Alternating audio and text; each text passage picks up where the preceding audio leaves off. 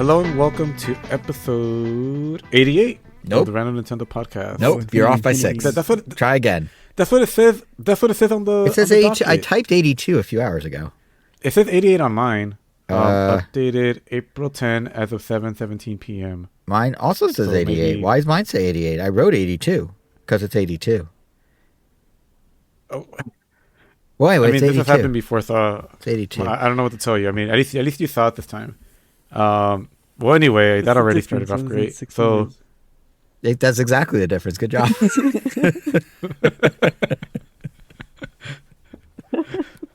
I guess we're gonna look silly 6 episodes from now. We can't have 288s. Anyway, I am your host today, Angel, and in the same building somewhere we have Elvis. Hello. And in the building, not as far away, kind of near, it's Kevin. Give or take 15 minutes. And then somewhere Jason lives. I don't know. He's always moving around. Am I? It's like a nomad. Am I?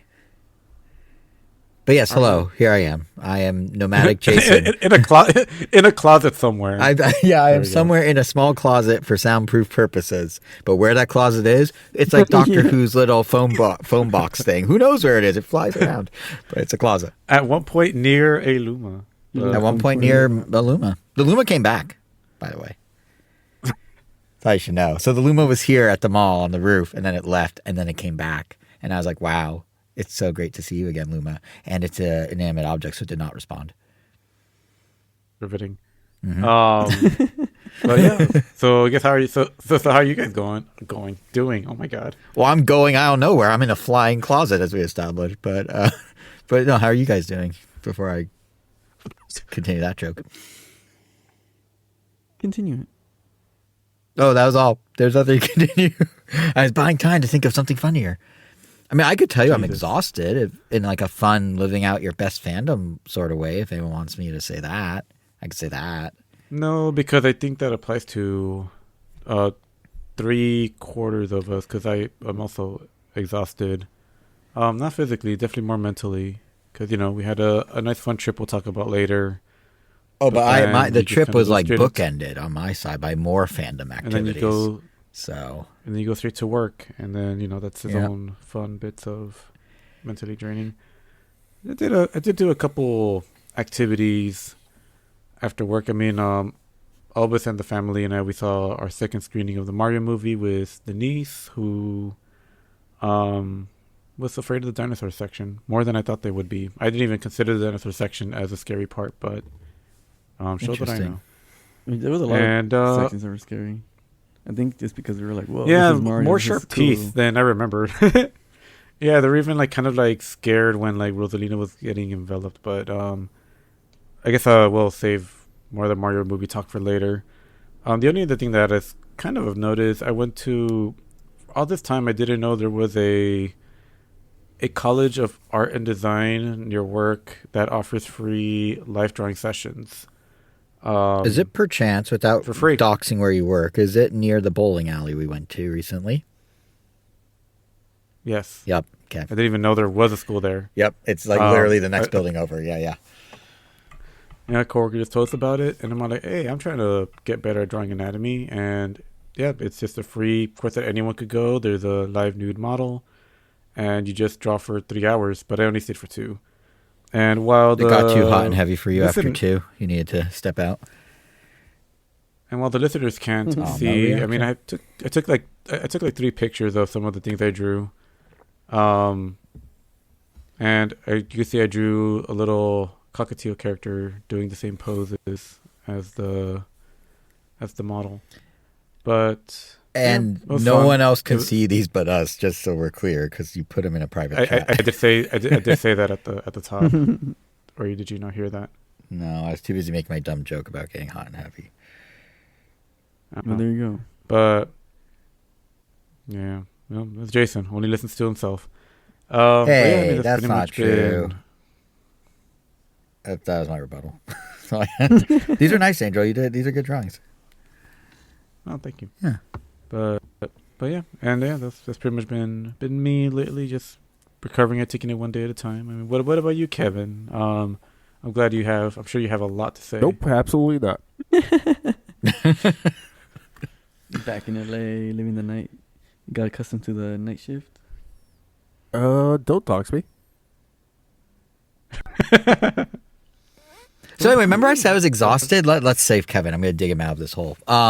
So we're going to talk about the trip, but going into our trip, I went to the Dodger game that was Mario Galaxy movie night, and Yoshi was there, and Donald Glover was there, and I got a Yoshi bobblehead that ran out within 45 minutes of them opening the gates, which is like unheard of. Apparently, so many people are Yoshi fans that it was according to a season ticket holder I was chatting with in line for concessions, it was the single most crowded they've seen it an hour before the game ever in all their years of going to Dodger games, which is kind of wild. That was their first year. Today probably It was not their first year. It was at least their second year.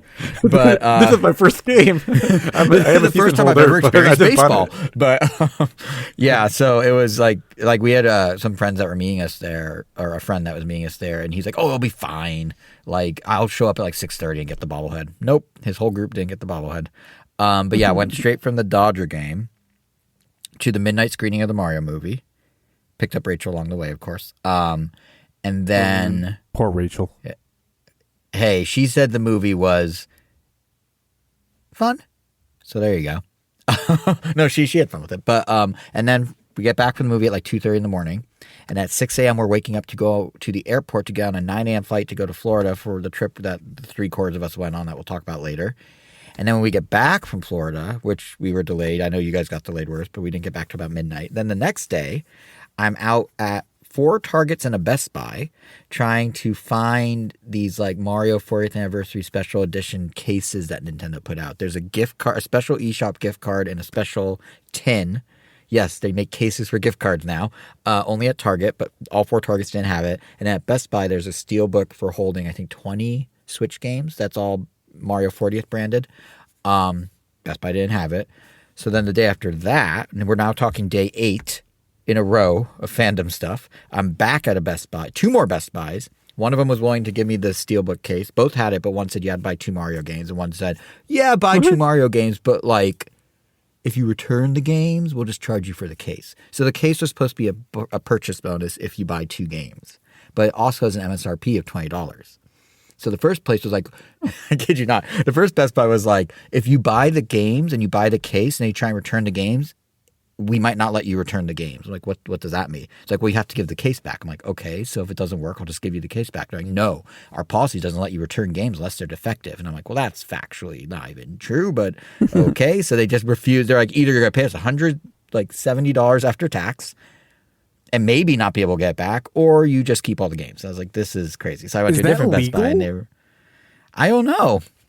It was, and it was the manager, and she's like, well, don't you have like nieces and nephews that need Mario games? I'm like, no, I do not actually.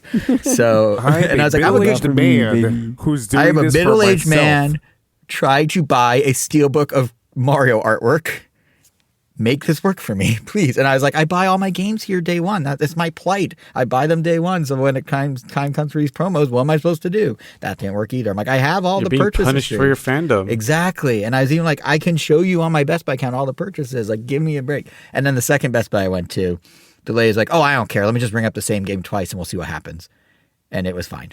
So I got my case. But yeah, so that's day 8 in a row of doing like intense fandoming. And then finally, Wednesday was the first day of rest for me. So we're now recording on Friday. So I've had 2 days after 8 straight days of Nintendo Nerd Out. 2 days of some peace and quiet. And then Pokemon Champions came out, so that didn't last long. And then Rhythm Heaven Groove got its July 2nd release date, so that didn't last long. But it's not the same scale of what we're doing. But anyway, so that's my tale of woe. But anyway, talk to your Best Buy folks. And I thought pre-order coming out is enough to like consider breaking your rest. No, well, but, then I had to be like, ooh, what's it? No, those 2 are nowhere near the same as me driving to a total of. Oh, and I forgot to conclude the Target part. You consider those like fan days. Yeah, no, I know. But I forgot to mention the Target part. I went back to the first Target I tried initially, and suddenly they had the gift cards. And it came with a free poster of the timeline of Mario.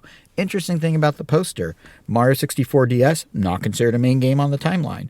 Mario Advance, not considered a main game on a timeline. The Switch port of New Super Mario Bros. U Deluxe, considered a main game separate from the Wii U version, probably because they could still sell it to you. But I thought it was interesting that one got a slot. And actually, someone pointed out to me on Threads. I didn't even notice it initially, but once they pointed it out, I'm like, that is interesting. That Nintendo's like, hey, you want to buy this one? Because you can. You can't get Mario 64 DS. We'll never mention it again. But this one, it's on store shelves. We'll give it its own slot. So I thought that was kind of funny, too. But I think that just ruins the whole validity of the whole poster itself. Well, I mean, it was free, so it doesn't matter. And the other side of the poster is like Mario Galaxy movie art of like Mario and Bowser Jr. So it's cool that's like double branded for both events. So yeah, so that was me. Is that riveting, guys? I just noticed. I was looking at my watch and I flipped it around and I never noticed that it had number 9 out of 100 written on the back. Would you like to elaborate on what your watch? Which watch you have like a dozen watches? Which watch? It's the 70th anniversary Godzilla watch by Master. And it's limited, it's numbered like that? That's cool. Yeah, it's limited of 100, and it's a pretty bulky watch. It's probably one of my bulkiest. It reminds me of the heavy duty Apple Watch in terms of like. Yeah, it's like it's big and metal, and it has like Godzilla scales on the face. But yeah. I guess so it sounds like everyone had a nice week. Actually, Elvis, did we ask you? Did anyone ask you how you are? That's why I was like, if anyone else had anecdotes. But you didn't ask Elvis by name. Did you just want to host, Jason? Or you could host? No, I'm just saying, don't exclude your brother. You're not listening clearly to the podcast because you only listen to yourself. But yes, Elvis, did you have anything to share? No. I guess I moved my desk into my studio now, so I thought it was going to be super hot in here because there's no air conditioning in here. But since I'm right under the window and I just crack open the window, it's actually pretty cool. So that's kind of working out for the better. That just means I have more... Intended? Wait, which one? Cool. Pretty cool. Hey, you guys sat in, listen, but I picked up on that cool pun instantly. Thank you very much. Other than that, I've just been working and looking for that Usagi Ninja Turtle figure, but it's just sold out forever. Till further notice. Stan Sakai. It's only been 2 weeks. But yeah, it is kind of weird that like the Leonardo and Michelangelo are just seemingly always available now. Like whatever happened to the other ones. But they'll pop up. Maybe I'll check out a Target tomorrow. But get the gift card while you're there with the poster that's invalid according to Elvis. It is. Yeah. But yeah. Elvis, check your text real quick. We could all right, let's all patiently wait while Elvis checks the text. Everyone hold your breath while he checks the text. Just you continue. All right. Well, I guess let's get the big one out of the way. We already mentioned the Mario movie a handful of times and how it probably traumatized our niece. When we asked her after the movie ended if she liked it, she said kind of, a little bit yes, a little bit no. Because of the scary bits. You could definitely tell. Because like when you run down like the characters, like, oh, did you like Rosalina? She's like, yes. Did you like Mario? Yes. Yoshi? Yes. Bowser? No. Because yeah, towards the end, the one of the final forms gave her a pretty good scare. Let's if you don't mind, should we just up front just say it? Anyone listening to this podcast has probably seen the Mario movie by now. I think we're in a spoiler safe zone where we could talk about the movie's contents in full. Do you guys agree? Let's give like a one sentence. Just give like your score. I mean, did you like it overall? Yes or no? We could just like timestamp spoilers. No, just say spoilers. We're the spoilers. It's just easier because the whole movie, depending on how you count it, is I mean, like spoilers. In my case, since I went, yeah, because I went media blackout for this. The only thing I knew going into this movie was that Fox and Bowser Jr. were in it. I managed to not see anything else, and cameos are hardly considered spoilers in your typical movie conversation, but because this isn't really like a typical movie, they kind of work for me. So I'm glad I didn't know that. But I really fair wish warning. I know we said it last episode. I really wish they didn't spoil Fox. That would have been such like a moment in the theater, especially after seeing how they revealed him and everything. Now, having seen the movie, that would have been like, and even like the way they revealed that Pikmin are in it. I wish they didn't reveal that. It was just like an offhand second in a different clip. They did like a sizzle reel of all the characters in the movie, and Pikmin were in it for a millisecond. It's like, why'd you have to do that? Because then the scene where they pop up in the spaceport at Gateway Galaxy, I just spent the entire time looking for the SS Dolphin, knowing it would be there. It would have been so much better if I was like, oh, wait, will Pikmin be here? And then boom, there they are, versus knowing this will be the moment. Here it comes. It's coming. Like, it's just, sounds like your first viewing was really skewed by the marketing. Not really skewed, but just there were still some good surprises, but like just it was skewed. It was definitely skewed, but not really skewed. But definitely stuff I would have like, what's the phrase, popped off more had I not known in advance. Spending a scene looking for the dolphin instead of watching the movie. I don't know. But yeah, I mean, where's that from? Or what is it? Wait, what? What was Bending that? the scene? Is that what you said? Bending the scene? You're looking for a dolphin? Spending. Oh, spending the scene. No, Well, yeah, that he spent the scene looking for the SS Dolphin. well, I mean, instead they of were just showing a watching bunch the of movie. ships landing. What else would I do in that scene if I knew they were going to pick them I up? thought you were like saying like a rhyming metaphor, like to compare that. Like he was looking for a dolphin and not paying attention to the movie. I'm like, what? I like throwing pearls before swine or something along those lines. Yeah, That'd be I was kinda like, But all right, so I think I say let's start with you, Jason. I feel like Oh, you man. probably have the I have most thoughts. to say about the movie. Should I Or just...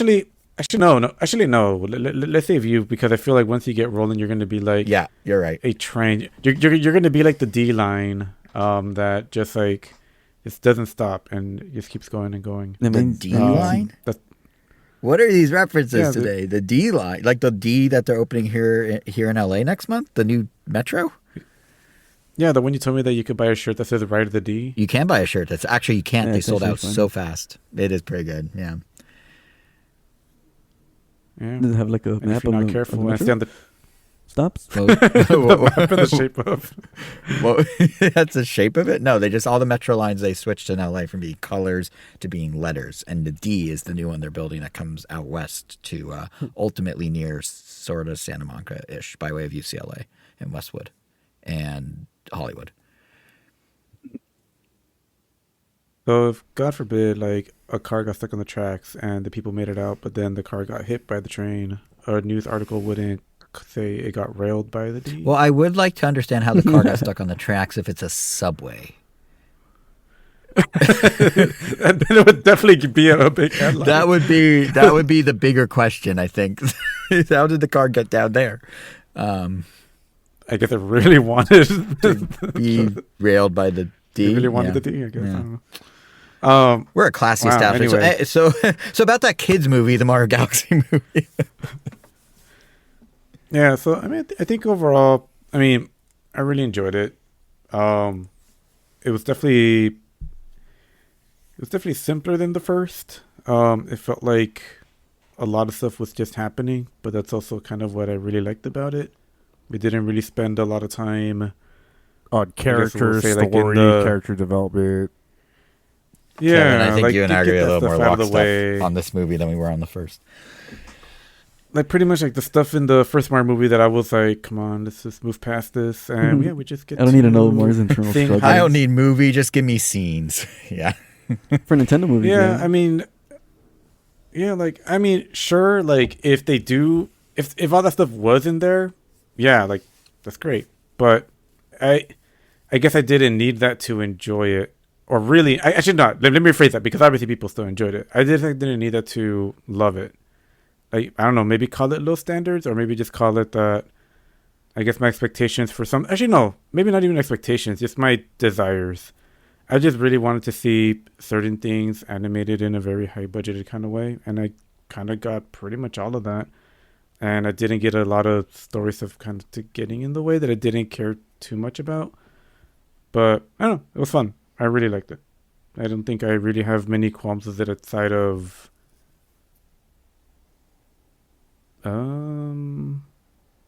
I don't know. I mean, I guess everything, a lot of references were so tongue in cheek. Why not just color the Super Scope like its actual colors at that point? but they didn't. But yeah, that's pretty much it. I guess because that's not the Super Scope. That's like the baby turning That's gun. Super It's Scope Super was Scope like a big- adjacent. Yeah. a big ball. Based yellow on the ball. Super Scope, but its own little special thing, I guess. and I mean, and what bits of story like that you could say were there? Like I still had fun with. Like I liked. I mean, obviously, as a Bowser fan, and this like take on Bowser is obviously way more goofy and cartoony than normal Bowser. Even though normal Bowser is pretty goofy and cartoony as well, but no, he was fun. I liked his little "I'm trying to be good." Then his Tammy Swanson comes and he goes into his crazy Ron Swanson mode, best back almost immediately. Hold on. But I don't know, wait. We cannot. No, you cannot do a Bowser Jr., Bowser, Tammy, Ron thing because Tammy and Ron was a sexual deviant, like hyper horny thing, and you're talking You got about the Bowser and point, his son. Like you're not. Yeah, but you get we're what not I'm going with. But we're not doing Because that Ron- analogy. No, that's Because Ron is a very that's incestual. composed and stern person, but fine. Yeah, I mean, but the idea is just No, I knew that, how you were getting at. you know, he was trying to better himself and, you know, someone very important to them at one point in their life. Or, yeah, because, I mean, they never mentioned them in the first movie. And, you know, they come along and clearly they still really love them. And, you know, I could see how that could just, like, basically change them pretty quickly. And they still had little moments that showed that they were still fighting it. But, no, the love came through. And also kind of that, too. Like, I feel like I didn't need, like, you know, yeah, you could say, like, Bowser Jr. just kind of comes out of nowhere. They're just like, you have a son. Like, oh, yeah. And, you know, it just, like, jumps in. But I feel like, and yeah, maybe this is just like overt fandomness that are just like, I am perfectly content and happy just filling in my own blanks because I don't need to be told where Bowser Jr. came from or why he's there or why he wasn't mentioned in the movie. It's just like, yeah, he's there. I know who he is. Don't tell me more. Although ironically, they Like, did just- fill in that did you- blank. They said he was at boarding school, and that's why he wasn't relevant before now. So they kind of did address it. Funny enough. Well, yeah, but yeah, that's pretty much it. Elvis, how do you feel about it? I feel pretty good. I mean, I liked it almost for the same reasons. Music was great. Yeah, it's Music true. was I great. think my favorite music that came out probably was the Star Fox scenes with all the Star Fox music. Oh, it was so cool to be in a movie theater and hear Star Fox like orchestrally played in a theater like that. That was cool. Mm-hmm. Even with it spoiled by Nintendo, that was cool. And you knew it was coming as soon as like they said he'd be in the movie, but it was very almost surreal. To Yeah, be like, this I don't game think- gets music in this movie in this theater with these people around me. That's cool. Yeah. Yeah, the moment was still great, and not to mention the little abridged like backstory and the stylized way that they did it was just really fun. It was just really fun. Yeah, maybe So- more Star Fox stuff. I mean, dude, they're doing something else. This was a backdoor pilot.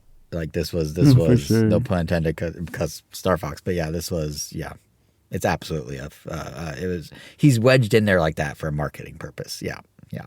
With the alleged game coming out. Yeah, supposedly announced this month, maybe.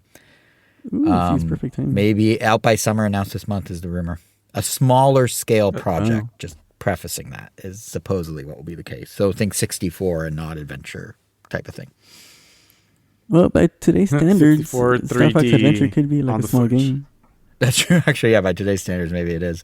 But it's not going to be like, top tier AAA Nintendo. It's going to be like Star Fox tier. I don't know, like A- tier, B+ tier. So, Well, The single A game. was Nintendo Yeah, Land single made A by a game, big thank you. team or like a B team? I actually don't know who made Nintendo Land. I think it might have been the WarioWare, That's like the a- team that does like WarioWare and all that that's stuff. a- I think it might have been that, that's a or top tier maybe the game. Wii Sports team. I actually don't know. It's a good question. It wasn't Well, like the it's, Zelda team or the Mario 3D team. It was like one of the other like Ring Fit or one of like those teams that did it. I think, but Well, if a little team could make something like that, I'm sure they can make something cool with Star Fox. Nintendo Land was made by EAD Group Number 2, which worked on Wii Sports. Okay. So my Yeah. second guess, not my first guess. Okay, Interesting. yeah. Damn, from EAD Wii two Sports did to other Nintendo? stuff since then as well. I mean, they've restructured the company a little, but EAD two has also done other stuff. The more like casual facing stuff, I believe, is their wheelhouse. But Wow. Yeah. yeah. Kevin, I get the vibe. Kevin, Yeah, I get a the lot of- vibe. You have stronger feelings in a different direction about this movie. I mean, what don't I, right? I feel like mine might somewhat line up with yours a little at times. I'm curious what you're about to say. So funny story. I actually watched this today. Oh, hey. Watched it in Dolby That's Cinema. method acting. Oh, that's how I saw it on opening night. Dolby Cinema. Very Yeah, colorful. because like there's no reason for a movie like this. I found no reason to see it in IMAX. I heard a lot of great things about the visuals, so I was like, okay, let me see it in the best color and the best like sound system that I could. So I saw it in Dolby Cinema. We saw it on Wednesday. That'd be nice. Yeah, it was really nice. There's a lot to love about this movie. The aesthetics, like the visuals are amazing. The soundtrack, the score is so good. Like I love that they gave Yoshi a personality, and like I laughed a few times for sure. But literally everything Too much that Gusty Garden, which I can't believe I'm oh saying. yeah, the Gusty Garden theme, Jesus. Yeah, I'm like, at one point, I love that track, but come on, there's so many other tracks. But No, I mean, that is sort of the de facto galaxy theme. If you theme. think about it, yeah. Yeah. yeah, Especially yeah, it over is, but, time, like, it's been solidified as such even more. Like, it's become the like reference point for any galaxy music. It's used twice in Galaxy. And to the Yeah. point where The game. It was used Angel, we twice were in the movie too. surprised that Yeah. our friend It was Eric used didn't twice in the movie recognize Gusty Garden. Sorry. No, you're good. I was just getting to the point that Gusty Garden is like such a big de facto song for Gusty Garden that our friend Eric recognized the theme, which me and Angel were like, "What? How do you know this theme?" Because he's never played Galaxy, but I guess he's heard it from like orchestral plays. I guess. Yeah, he just heard it. Yeah, he just heard it. Just in life. Yeah. As he walks through a garden that is gusty, he's like, oh, there's the song. Yeah. Kevin? I don't like anything that isn't what I just said that I liked about the movie. Bowser? Bowser, yeah, Well, that was the whole movie. Bowser sucked in this movie. Obviously, everything that I'm saying is Oh. obviously my opinion. I thought Bowser Makes sucked in sense. this I movie. mean, I loved them. He's definitely not the same Bowser from the first. The writing, the dialogue, the quote unquote story. Rosalina's in it for like less than 10 minutes. You got Luigi'd. Plot points are like introduced and either go nowhere or just dropped. Especially with Bowser. Yeah, I will probably never see this movie again, and that's fine. And if you like the movie, that's fine too. But I did not like this movie. I was actually pleasant. I was surprised by how much I disliked this more than the first movie. Interesting. Yeah. So I feel like I'm maybe the in-between of everyone here. And I lean closer to liking it a lot. Like, I really love a lot of the movie, but there's stuff that, like, there's definitely stuff that stood out. So I've seen it twice as of us recording this. I'm actually, ironically, based on what you're just saying, Kevin, I'm seeing it in IMAX tomorrow. So we'll see if it's worth it in IMAX, because I'm seeing it in IMAX tomorrow. I canceled my plans to watch it on IMAX tomorrow. Well, we But not because- should touch on that real quick. So part of the reason that happened, and part of the reason that Angel was saying, I think at one point you referenced that we saw it together already.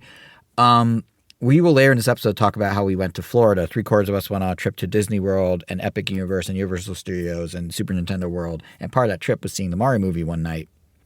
And Angel wasn't going on it, or so I was told. Neither was another friend of ours. He's been on the podcast before, Nigel, or so I was told. Except then when we get down there, Rachel was like, hey, let's take a picture in front of this random shop or whatever. I'm like, oh, okay. And it was like me and Elvis and our friend Eric, who was with us, and Rachel, and we're taking the picture.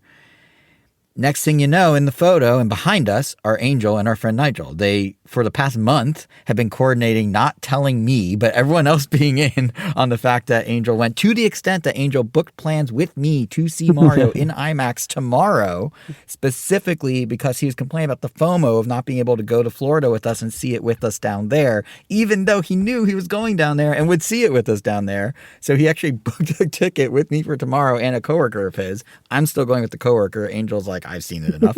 But yeah, so that's kind of how this came to be. But it was a very fun surprise to have. To be fair, he's already like friends with the coworkers. With him, okay. Oh yeah, it's not like a stranger. I know him well. Yeah. But it's still pretty funny. But yeah, so I'm seeing it It also tomorrow. helps that I have the A list, so like it made it easier to be like, okay, I could commit to this and cancel it with no like repercussions. Yeah. Full refund. And the whole reason we were going tomorrow specifically is at City Walk, both in Florida and here in LA. They have Mario Galaxy photo op and like decorations and stuff at the Nintendo World Store through the 13th. So we're like, well, we gotta see it now so you can see the decorations because you're not going to Florida, but I still want you to have some Mario experience. Like I still want to share that with you, Angel. So we'll go tomorrow. And then of course he got the full experience in Florida instead. So I was yeah. I was also made privy to this plan. So Sorry, everyone sorry in the you as world well. knew it except me. Did Victor know? Dante knew. The dog knew. Okay, great. I will say it was very well pulled off, and it's funny because like the day or two that we were like, Rachel and I were ahead of you guys by like a day in Florida because we didn't want to do a red eye flight. And at one point, I like was checking something on her phone. She's like, "Give me my phone." I'm like, "Oh, that's weird. Usually she's not so like possessive of her phone." And she was texting a lot throughout the day, and I was just like, "What?" Like, I didn't think anything like scandalous. I'm just like, this is odd. Why is she like so glued to her phone? And then the next day, and I was like, oh, you must be texting. Like, she used to work in the Disney college program. So she has some friends from that program. So I was like, and she was saying she's talking to them. So maybe she's getting some like recommendations for when we go to Epcot, whatever. Didn't really think much of it. But then it all fell into place when I realized, oh, she was coordinating with you guys, your flight, how we're going to meet up, all that stuff. And she like was worried I would see the text pop up on her phone. So yeah, it was well played by everyone involved. So props to you guys. It was a really fun surprise. It's really cool. But the reason I mention is, that's why I'm seeing IMAX in IMAX tomorrow specifically.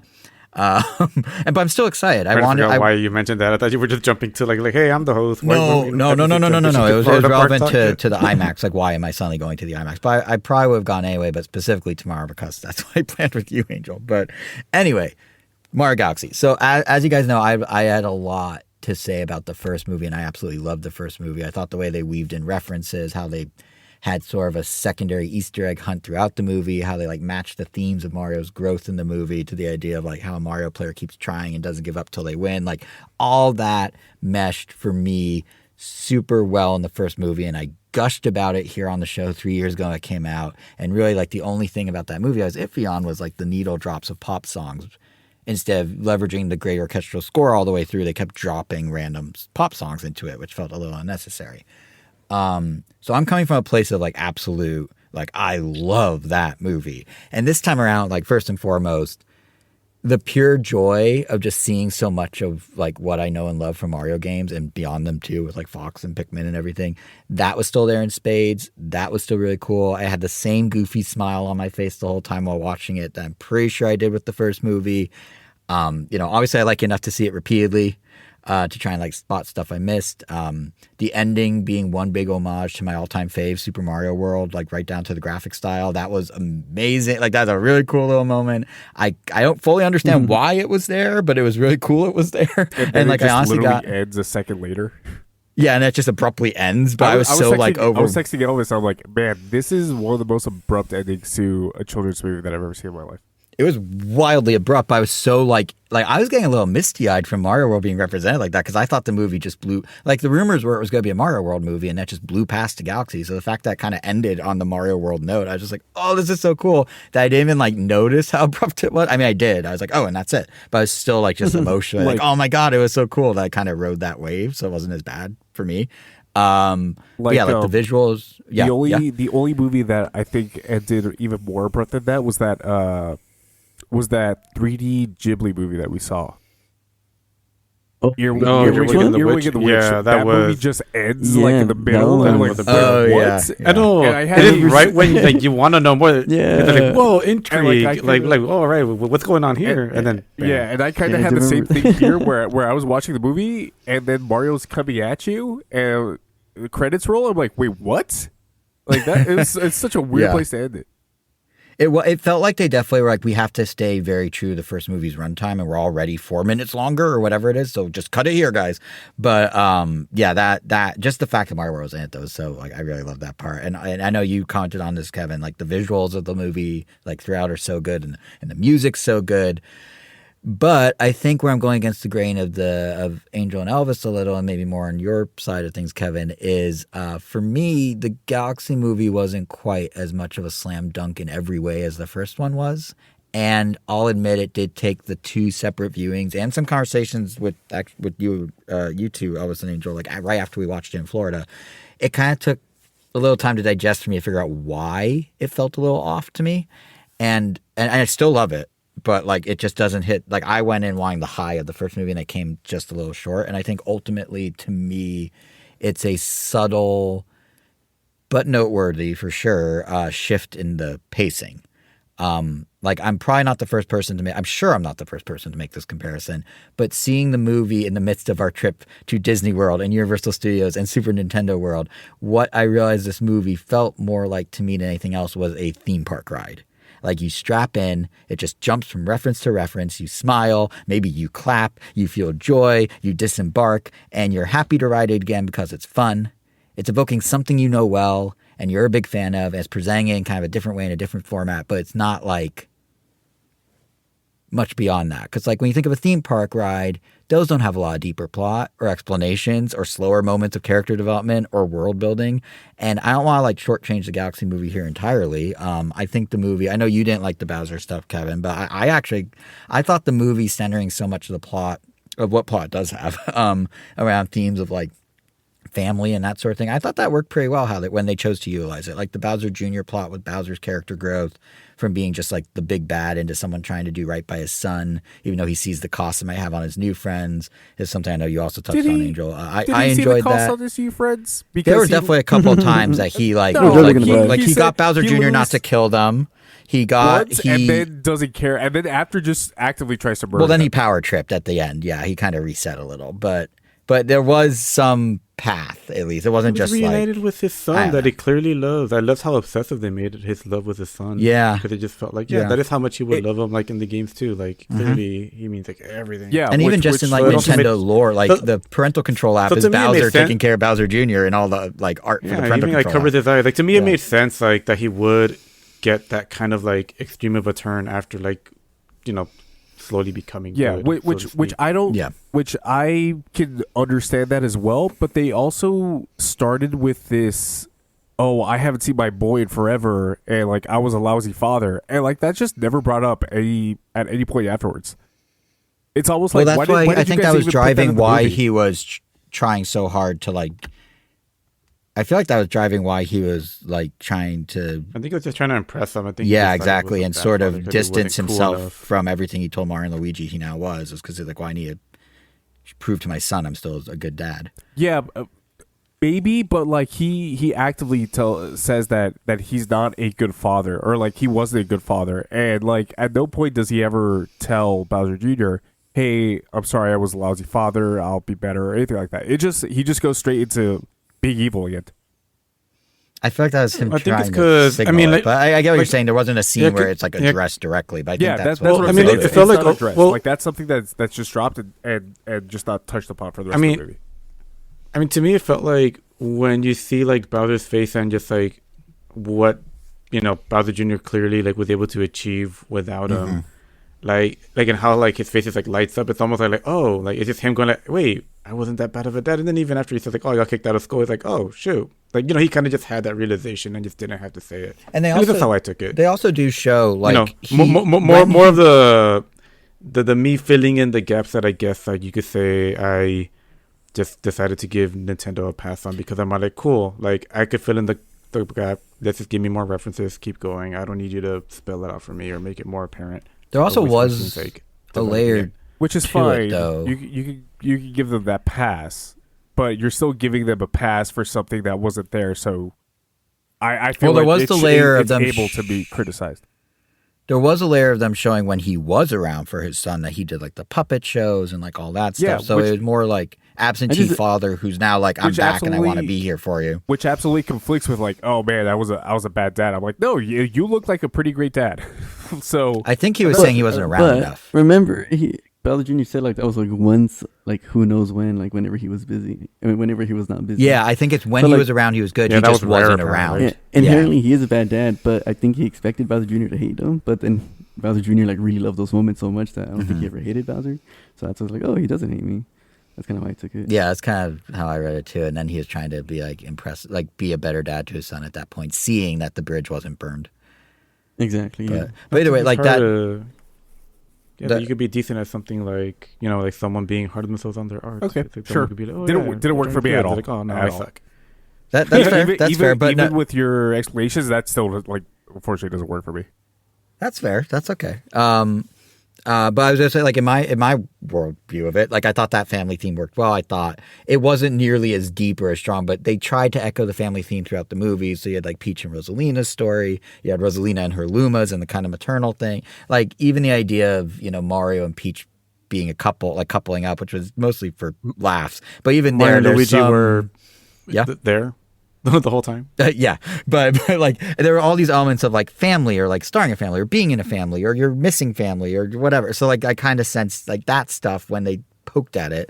There was some plot there for sure, I think. And I thought, Yeah, I know we Fox's disagree, arc of Kevin, being but I separated like from the his Bowser family Jr. of stuff. pilots. Well, okay, no, but that's where I think And it comes full circle where he gets to return to them. that A new is person. where I think the Galaxy movie goes more theme park ride than the first movie. Is that in the first movie, there was a plot and there was references that the plot would leverage as it advances. 2 buckets, plot, references, albeit intertwined often. For the Galaxy movie, it often felt like, to me, the mechanic for moving the plot forward was just the reference in and of itself. For example, you mentioned it, Fox. So last episode, I was predicting, accurately it turned out, that Fox McCloud's inclusion would be the Donkey Kong of the first movie. So he'll show up, he'll be some sort of Not crux. accurately, because the other one, Donkey Kong, has substance. Well, yeah, that's where I got it wrong. But yeah, he would show up. He'd be the crux of something that advances Mario and the gang to whatever they need to do next, and his presence will be enough to double as this way to breathe new life into the IP.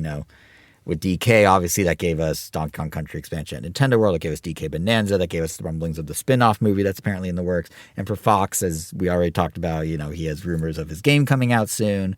Plus, having seen the movie, as we also kind of touched on, there's zero doubt in my mind that excerpt of his backstory, that slick 30-second anime-style thing, is not. That was awesome. They're doing something with that. That is going to be a thing for sure. Backdoor pilot, like we were saying before. So we have DK and Fox basically filling a similar role in the 2 movies in their own ways, right? But here's what I mean by theme park ride.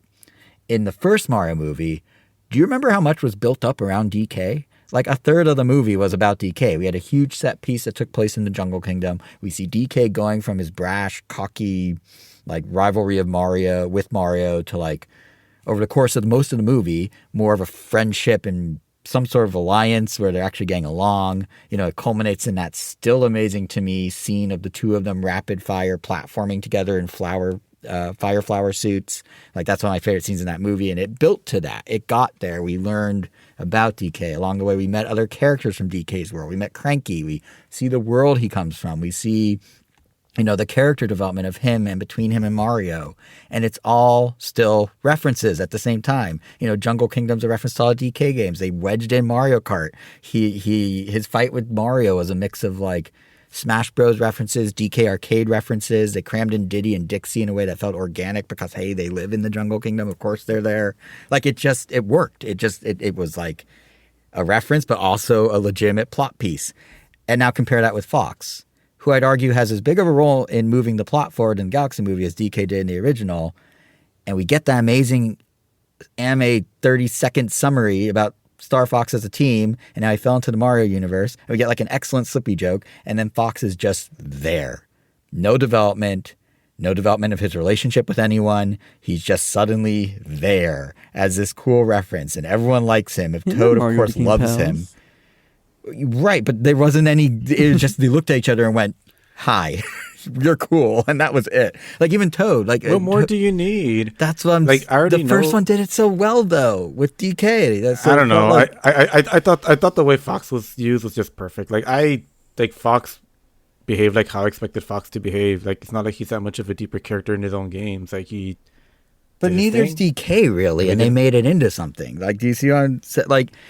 I don't know. It's just like I don't know. He- I guess I guess that's the. I don't know. I guess that's like obviously like a difference on. I guess my expectations. Like I don't know. I could take that as it was and find that and just think that's perfectly fine. And some of it was totally Um, fine. I thought Toad being like, "Oh, I love him. He's amazing," was actually a great callback to Toad's personality from the first movie, where he like loves all the action heroes. Like that was, like moments like that were great. But he's just like Fox is so blatantly just there to move the plot forward, as in quite literally, he is the guy who flies the Mario crew to their next destinations. That is his only purpose. We know nothing else about him. No personality trait except he's kind of a cool like mavericky type of dude. But no, he's just a flat neutral thing that happens, and he's great. Fox is great, but he's just a flat neutral thing that's just there. And because they spent less time on Fox, to be fair to this movie, that does mean they could cram in some other equally brief references. So one that immediately springs to mind is the Honey Hive Kingdom and the Honey Queen, voiced by Issa Rae.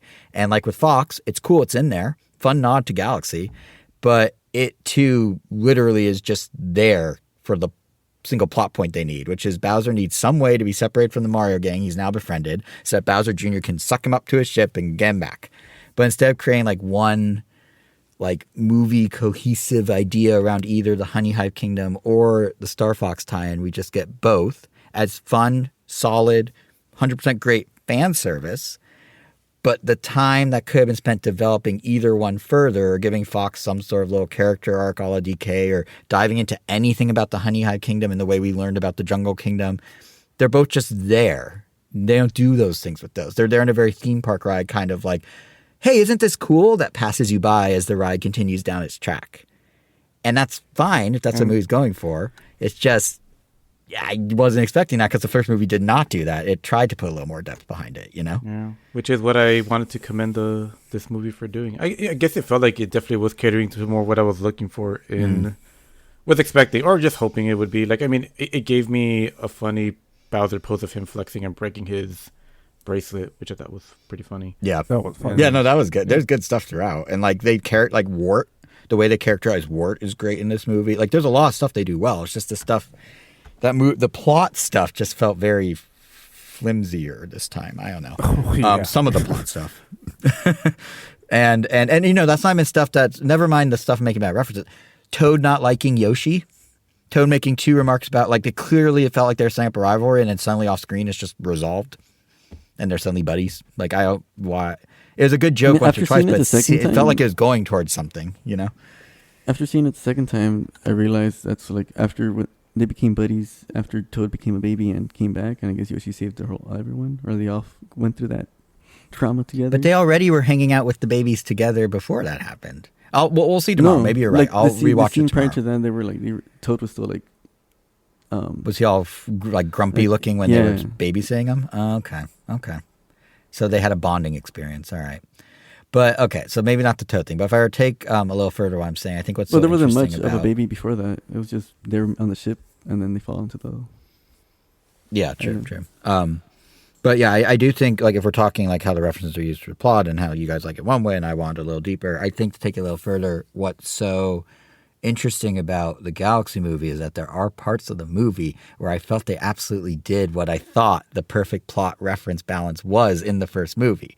So there were moments when they could do it again, and they did it again. It just wasn't always. And two immediately come to mind, but in opposite ways. So one is more in the favor of what you guys, Angel and Elvis, are saying, where it's just like kind of rapid fire stuff and cool animations. So when Mario and Luigi are in charge of the Mushroom Kingdom after Peach leaves, I thought they did this amazing montage of basically recreating the Mario World map. co-ways to different like quote unquote levels that show them accomplishing different tasks, and each of those is just rapid fire reference after rapid fire reference. You got the frog suit, you get the giant Goomba level. It's very much in the vein of how the first movie did the montage of them traveling across the Mushroom Kingdom. And because it's a montage, it works well. It's a lot of fun to watch the references fly by in rapid fire succession. No problem there. No plot needed. The point was it's a montage of cool references. Great. So that's one way that they did manage to recreate something they did in the first movie well, I thought. And then second, on the opposite end of the spectrum, you got that third act on the Bowser planet. And here, to me, there was a bit – this is kind of where it like found the groove of the plot versus reference interplay of the first movie a little better, like more in the direction I was kind of hoping the whole movie would do. They set up Bowser Jr. being kind of a techie whiz kid throughout the movie who, seemingly still has some ties to Professor Egad. We see the Poltergeist, we see the Flood, we see Kamek with a Egad logo mug. So he's somewhere off screen doing stuff, but nonetheless, we have this kid Bowser Jr. He made his own Bowser OS for operating all his machinery. He built all these things. He's obviously smart and techie. And then they have him set up basically a booby trap laden corridor for reaching him that feels just like what amounts to Mario Maker. I thought that was a really clever way to be like, here's a tech guy, he builds this thing, and what he builds ends up being the thing as Mario Maker. And he made a level in Mario Maker that's basically a Bowser Castle level, and now Peach and Mario are going through it. Like, that to me felt like it wasn't just like, but here's the level. It was like, well, you sort of see how he got to that point. And I thought that was clever. And what felt even more clever was how then to initially stop Bowser, they found a way to work in jumping over him on the bridge, just like in the original Super Mario Bros., which I thought was cool. Personally, I don't know. What's funny to me is that, like, of all the references in the movie, the one that they felt the need to most almost explain to the audience was the bridge jump, in my opinion. Like, the way they overlaid the 8-bit view of jumping over Bowser on top of the movie's version was almost a bit unnecessary. Like, I get kind of they're, like, closing the level out, so to speak, but I feel like if you have a movie where you trust the audience with multiple unexplained Slippy Toad references, you can maybe trust them to recognize one of the most iconic 8-bit boss fights ever. I don't know. Maybe it's just me. But I thought that was kind of odd that they felt the need to like really clearly be like in the game on that part, but nothing else in this movie got any explanation. They fucking killed Bowser. Yes. Yeah, it happens in the game. Yeah, it happens in New Super Mario Brothers. That exact sequence of Dry Bowser. Killed Bowser. But he came back as Dry Bowser. He came back as Dry Bowser. Mario and Peach didn't know that was going to happen. No, they didn't. That's true. They didn't know. But also, they showed some remorse. That must have been traumatizing. They also did show some remorse when it happened, and like Bowser Jr. came running down, and they looked upset that it got to that point. Like, yeah. But they did allude. They foreshadowed. Yes. They foreshadowed. As a viewer, because you see the Koopas going into the lava and coming out as dry bones. Yeah. I understand that. Yeah. Mario and Peach did it. And that's why they seemed a little like, oh, when it happened. but well, yeah, I'm sure Bowser was going to kill them.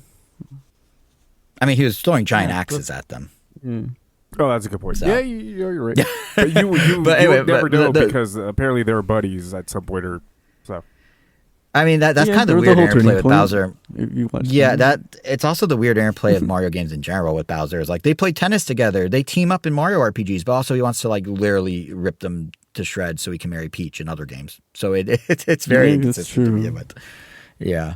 But anyway, the point I was getting at is there are absolutely moments when the movie hits the right balance for me, I think, of like plot versus reference. And there are moments like the Rob gag, that for a kid, that slow moving Rob comment, that was just, for a kid, that's a riff on the Zootopia DMV sloth joke. But for those who actually like remember Rob as an NES accessory, there's the underlying joke that accessory was incredibly slow. So like it kind of works. And for sure there are also scenes cleverly riffing on classic Mario. I thought the idea of like bringing back the bonus chance slot machine mini game from Super Mario Brothers 2 and turning it into like a seedy underbelly, like real casino under the Gateway Galaxy, right down to it being run by the bosses of Mario 2. That was fun, I thought, and kind of a little more creative than just here's Fox or something like that.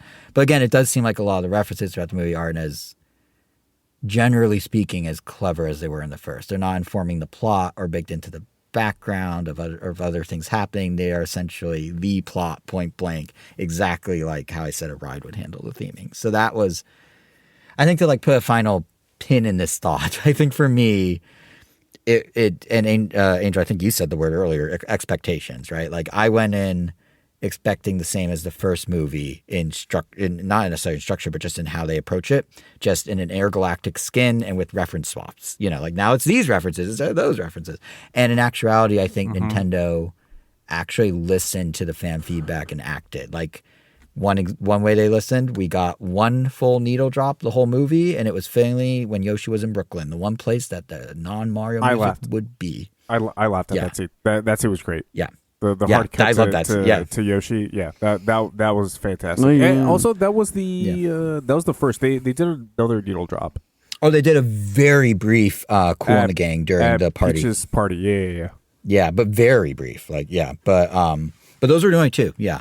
And it was nice that they clearly listened that fans wanted more of the original music, and I thought that was great. And they also clearly, for better or worse, did listen to how much fans, myself included, maybe they heard me, how much we gushed about how fun the references were in the first movie, how fun repeat viewings for finding Easter eggs were for us. And this movie, clearly they leaned harder on that aspect of referencing.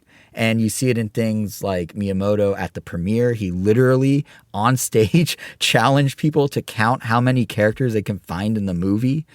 You see it for the few of us that use Nintendo Today, they have a content series in Nintendo Today right now called Easter Egg Hunt or something like that, where Nintendo's basically sharing stills of certain scenes from the movie and then covering up where the little references are with like a picture of Toad. So you go seek them out the next time you watch it.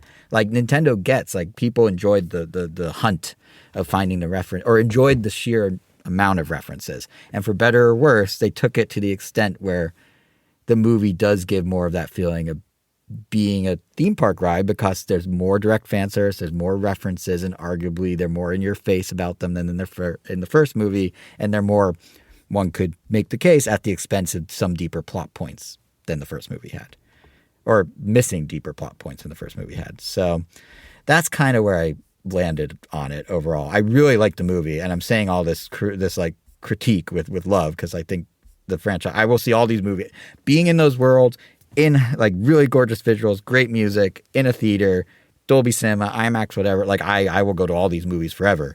It's just I think between the two, I like the first one more because it recognized the word movie in its title a little stronger than this one did. Ultimately, is kind of where I land on it. So What you're saying is that's my hot take. Sega do when Nintendo don't. Sonic.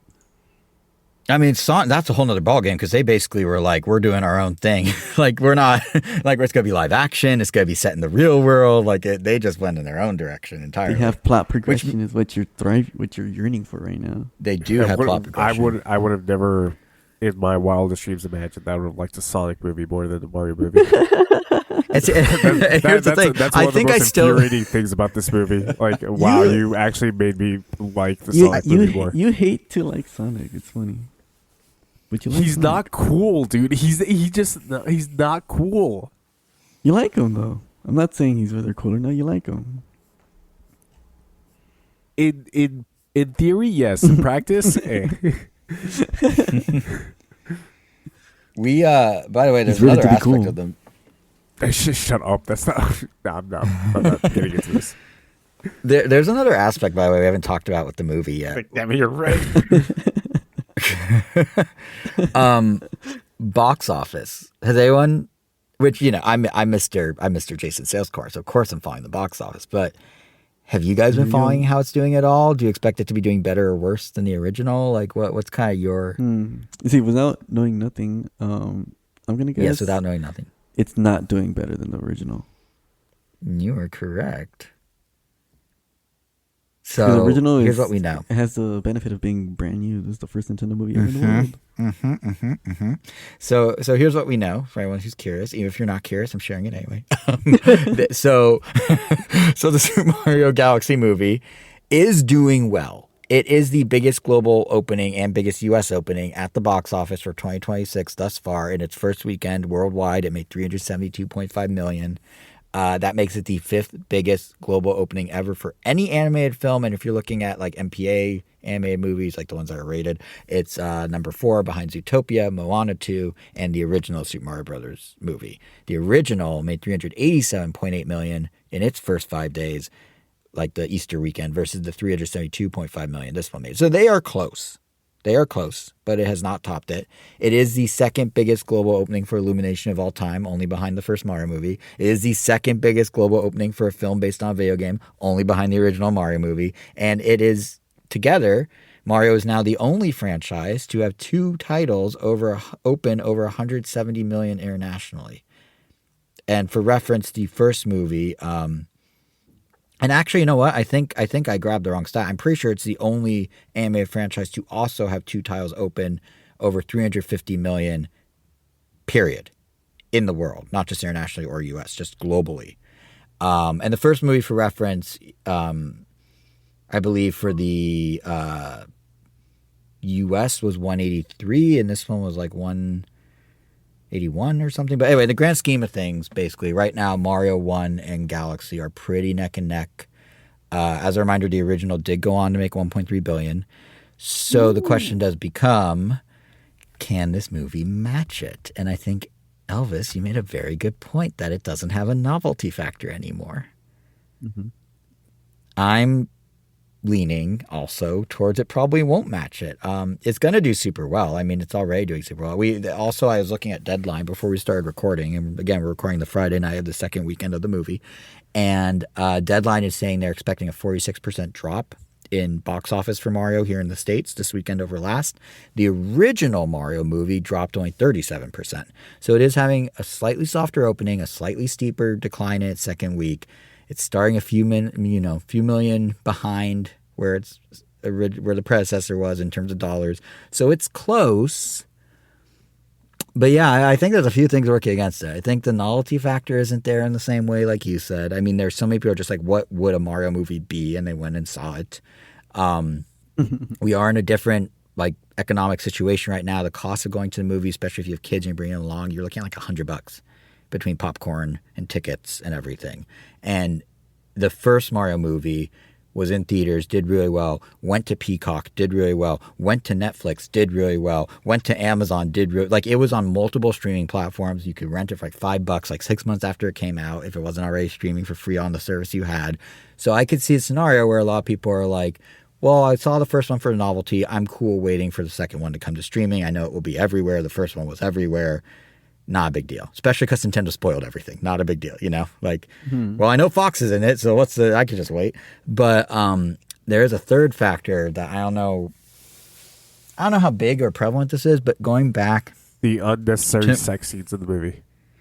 Yes, exactly. That's true. Exactly. I did not need to see Yoshi do that. Rosalina getting gooped on? That awoke something in me, man. Getting rotisserie chicken.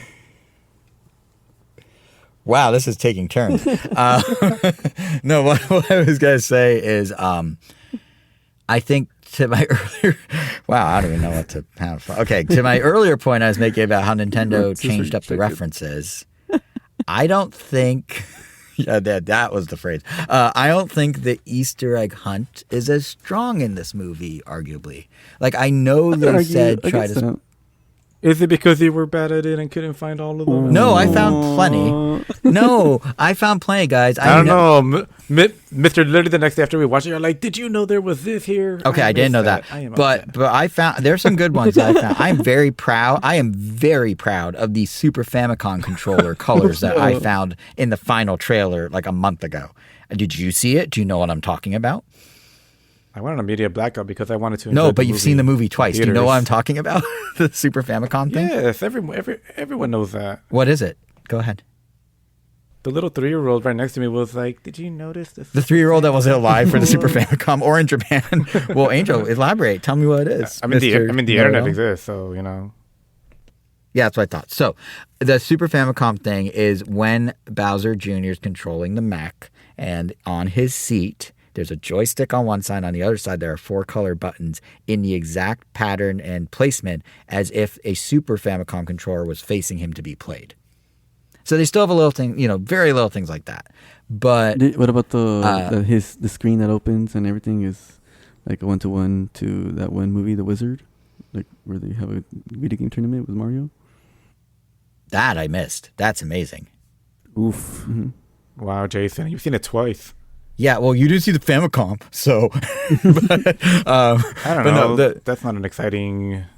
I Easter thought egg. that was a cool one. But no, the point I'm trying to make is like, I know they said spoil the characters. I know Nintendo today has little teasers, but a lot of the references that were buried in the first one, the cross, the R-Wing, the glass Pikmin, the whatever, those are more in your face now. There's less cross play to hunt down, so to speak. There's less crossover to hunt down. If Foreplay? people, what? Foreplay? You say foreplay? No, like crossover stuff. Like like- metaphorical foreplay? Like just teasing you? Sure. Yeah, sure. Like there's less of that because they're just like, here's Fox, here's Pikmin. So yeah, good save. Yeah, but no, if people have been conditioned by the first one to just wait for streaming and pause to spot little things, and the little things are littler this time. How I don't many know. times are they gonna go Did you, to the did you theater notice to the do big it? N64 logo? Yes. On the, Yes, I okay. did. And I not only noticed it, but I nudged Eric sitting next to me and pointed to it. And when I saw it the first time in the first screening, I nudged Rachel and pointed to it. Wow. So, yes, I noticed it. I would have lost my mind if you kept doing that to me. I'm like, I only yes, did- I was the Jason, only- I understand. That was the only thing I did that for in the movie. But, yeah, but my point I spotted the is Easter egg of Jason looking over every once in a while. only after something happened, not before, because I didn't want to tip it off. Yeah. But my point, the thing I'm trying to say is if Don't people watch movies with me. no, if people have been conditioned to like be able to go, if people have been conditioned to just watch it on streaming and pause it for the little things, and then the cooler references are now directly in your face, there's probably less motive to go back and see it. Like for example, Angel, how many times did you and I see the first movie? 4, I right? don't know, I think At I least saw it like 5 times. in theaters. Yeah. And you told me the other day you're stopping at 2 with this one, right? It's for completely different reasons. But, like, the other But my time had, point like, a is- my Japanese point is- version. Yeah, there was if there was a Japanese screening with no subtitles, I would probably like watch that in theaters. But my point is that's still 2 less than it was the first time. And I'm not saying it's because the Easter egg. yeah, hunt. I was also nowhere near as busy as I was when the first one came out. It's not just like factors like with the movie. It's like external. I feel like more so external factors are like reason why I'm like I don't think I want to go watch this movie that many times this time because I just And you're one, Just yeah, don't and you're think I one can. instance with one set of factors. But I'm also saying you're someone who saw it 5, who's seeing it 2. I'm someone who saw it 4, who's seeing it 3. The drivers aren't.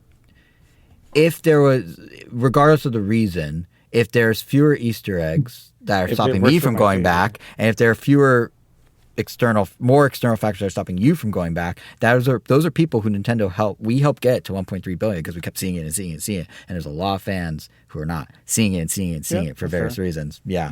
And I think that's going to be what kind of bites Nintendo. Even though they're trying to be like, there's so many Easter eggs, they put the most interesting ones in your face.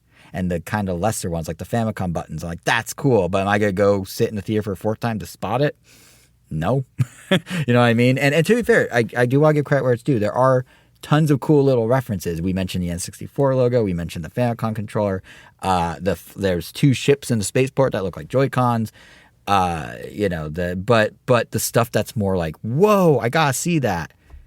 The Pikmin are front and center, literally dead center in the frame. Fox is a main character. Rob has speaking lines. Mr. Game & Watch, he's in the movie. That's cool. He is literally in the middle of the frame, dead center, doing a thing because Luigi drew him. And it's really fun he's there. And that got me to like kind of pop off in the theater. And I was like, this is cool. Like that really surprised me. But I'm not finding him. I'm not seeking him out. He's just there in the middle of the movie. And that's where I'm saying I think some of the repeat viewings will go down because you're not looking, did you catch the Game & Watch reference? He's just there, dead center, you know? And there are still a few. There's a split second of Lil Mac. But is that enough? Because what I've gathered is Lil Mac's the only one that has that sort of split second. So Samus. I mean, it's just her ship. I could There are agree people- that I guess there might be less Easter eggs, even though I don't agree with that, but I could agree with that.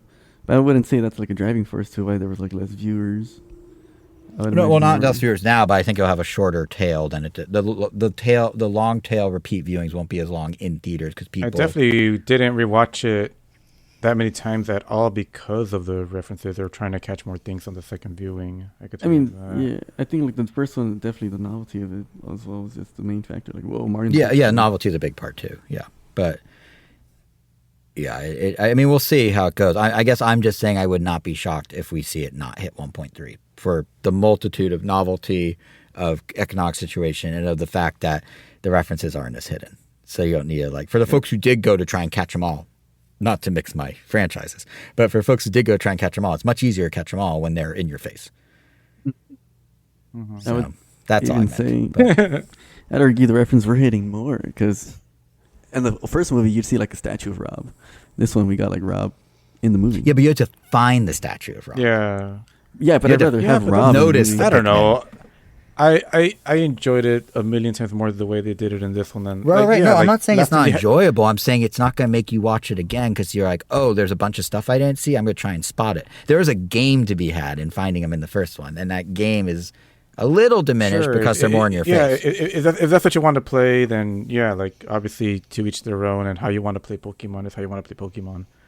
But like, I would rather have this in-your-face Pikmin fest than the little ice sculpture that you see in that one person. I'm not saying it's bad they changed it. I'm saying it might just hurt repeated viewings at the box office. That's all I'm saying. I don't disagree necessarily that it's not cool that Rob had speaking lines or that Pikmin were like, look, it's Pikmin. I'm just saying it's I guess gonna. You get what I mean? I guess maybe. It But seems like a I weird think, thing like, to focus on. I think I it's- don't know. I don't know if I agree with that angle. All right. I mean, yeah, that's fine. You don't I- have to agree. It's I just- also don't know exactly how many people were out there searching for the stuff like you were, Jason. enough that Nintendo made a driving force of the marketing for this one. I Did think you're the Really? only person. they of the just native straight people up that Miyamoto spoiled literally someone at the watched premiere the was movie like, that watched count it the like that. characters. They literally have a thing in Nintendo today where they're trying to tease out hidden things you may have missed, and they don't show you what they are. They just show you a screenshot of where they'll be, so you have to go back and find it. Like it's a big part of the marketing right now. Obviously for the more hardcore fans, but Well, yeah, it's that's in what there. I'm saying. Like the hardcore fans are obviously. So what did you say? They doubled down on the references, and is the marketing even going towards what go for? I repeated think they viewings? double down on the references and they want the marketing to go towards that, but I don't think the stuff is hidden in a way that will make people repeatedly see it. Case in point. Wait, let me ask this: do Yeah. you know for sure? Like, did you already look at this list or a list of like these are all the references, and you're like, yep, I saw them all. No, or I haven't you looked at not all seen of it them, yet, and no, go like, oh no. shoot, there's actually more, and I just didn't find it because the other ones are just hidden that well. They could be Not hidden saying they that well. are, I could be wrong. But it's possible. Yeah. And maybe this is just a game you just really failed at this time. It's Because possible. you're just so confident you found them all. It's possible, but I'm But getting. doesn't that just throw everything out of the But, window? I mean, yeah. I mean, no, the whole point is that it's causing. I mean, you're saying it's less reason to go watch the movie, but About- initially, I don't even think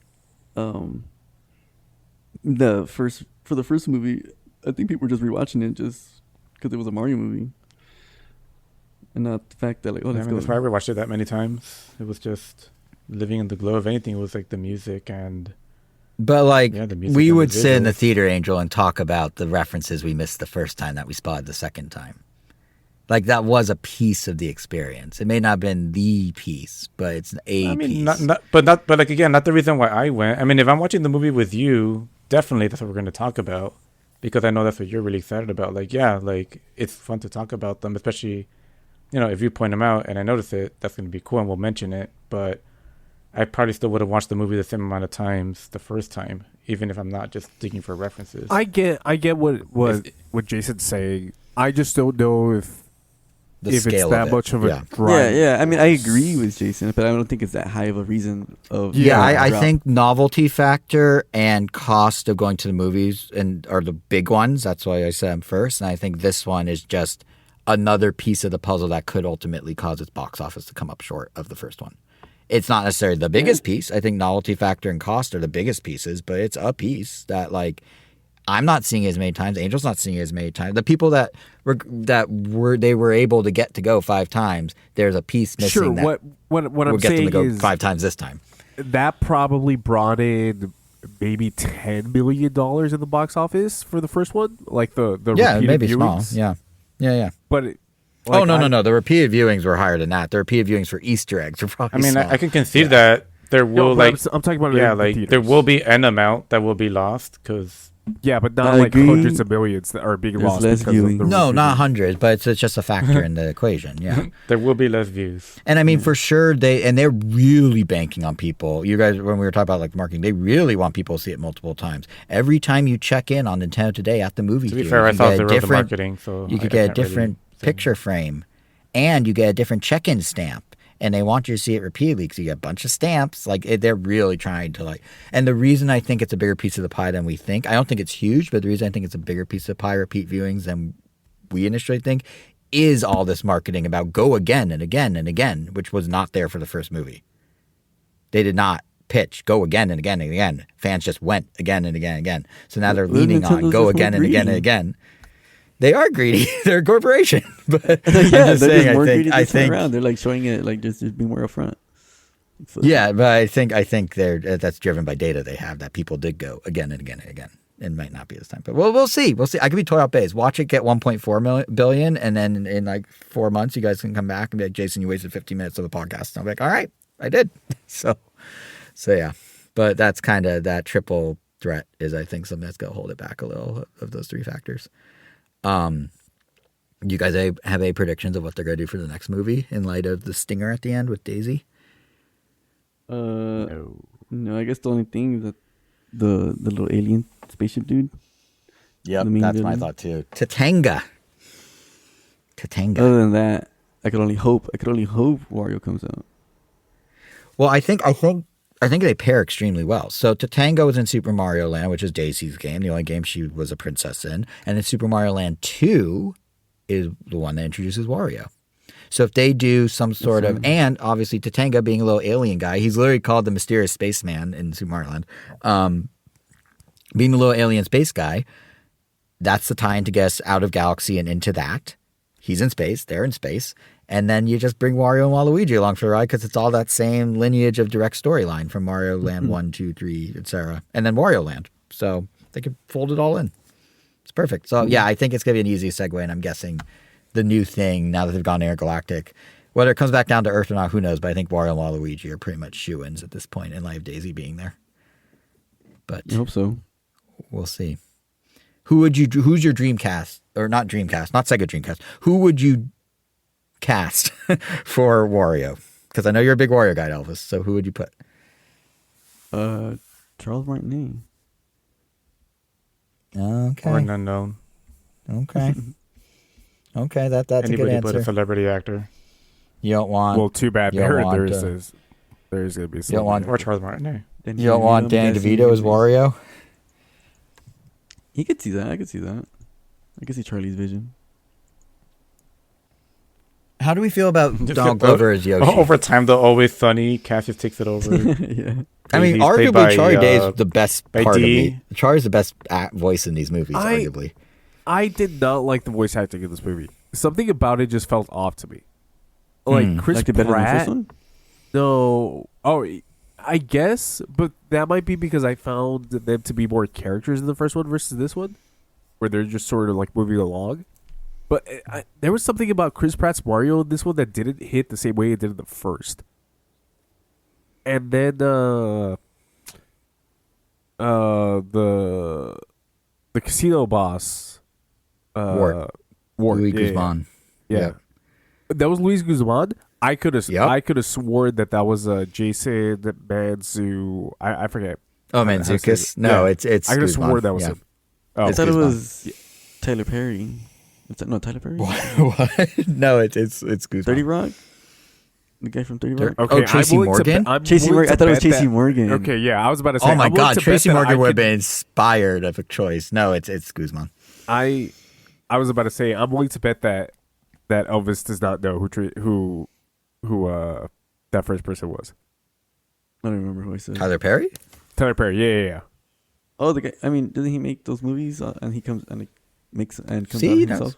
himself? Well, if I put himself. his voice along with like 3 other people, like, all right, go ahead. He's Which is Dexter Tyler Perry. Stockman.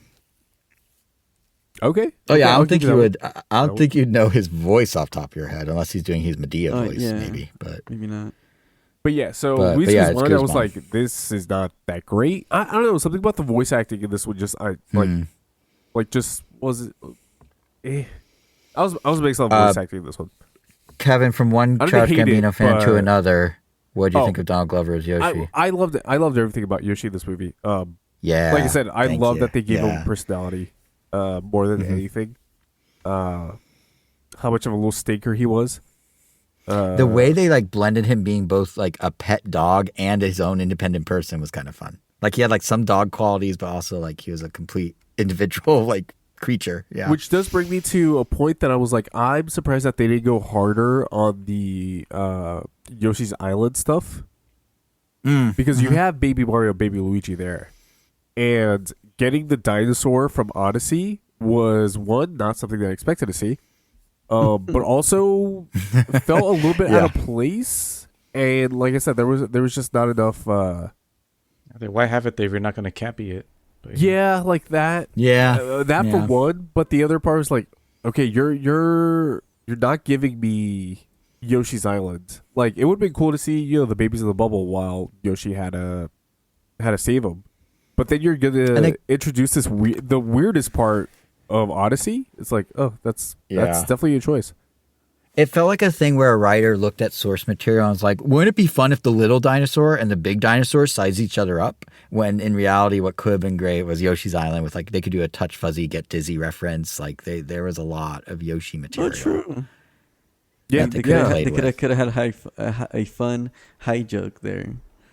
Yeah, exactly. They could have, and they could have done. I'm sure Nintendo wouldn't have wanted that, but they could have Touch Fuzzy, Get Dizzy. They could have done something It's with literally in the multiple game. colored Yoshis. They could have done something with Poochie in some capacity. Like there were things they could have done that they obviously didn't because they just put another Odyssey reference.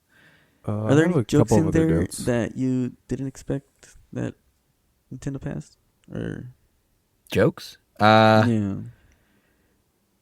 Well, we talked about the the sex scene. No, I totally don't, expected that. I don't Gotta go recall bigger any for jokes the, that I for was the like, sequel. this is out. Yeah, I don't recall any jokes that I felt were like out of character for what the first movie established as like the vibe. I thought it was- will say like I know I was knocking some references as being like just these quick references but like there were some good having Peach write the letter and have it present on screen like the Mario 64 Peach letter. I was like, that's good stuff. That's like, it works independently, it works if you know the reference. That's good. Yeah, I don't remember if there's any. I think the Slippy joke, the do a barrel roll was the most obvious thing you could see coming from a mile away. But the Slippy mechanic joke, while a little unfair to poor Slippy because I don't know if his reputation as a mechanic is problematic, but that was a fun one. That was a good, like, if you know, you know type of joke. I like that one. What was I gonna say? I thought it was really funny how Peach was going to absolutely beat the shit out of the Ukiki. Oh, yeah. How she was like the way that she was holding her umbrella and doing the tough guy thing. I was like, damn, she's going to kill this monkey. Very bloodthirsty They movie, made this her movie. kind of a badass, honestly. Like, they really, like, girl power. Like, they really made her not just the damsel in distress, which, like, props for that. Oh, the faces were a lot more obvious in this movie, and just reminded me how I don't like the character redesigns, especially for Peach. I Yoshi, understand though, they why nailed. I understand why they had to do it, but that's still didn't stop me from being like, oh, I do not like seeing close-ups of these people's faces. Also, we were saying Yoshi's Island references. Isn't Ukiki from Yoshi's Island?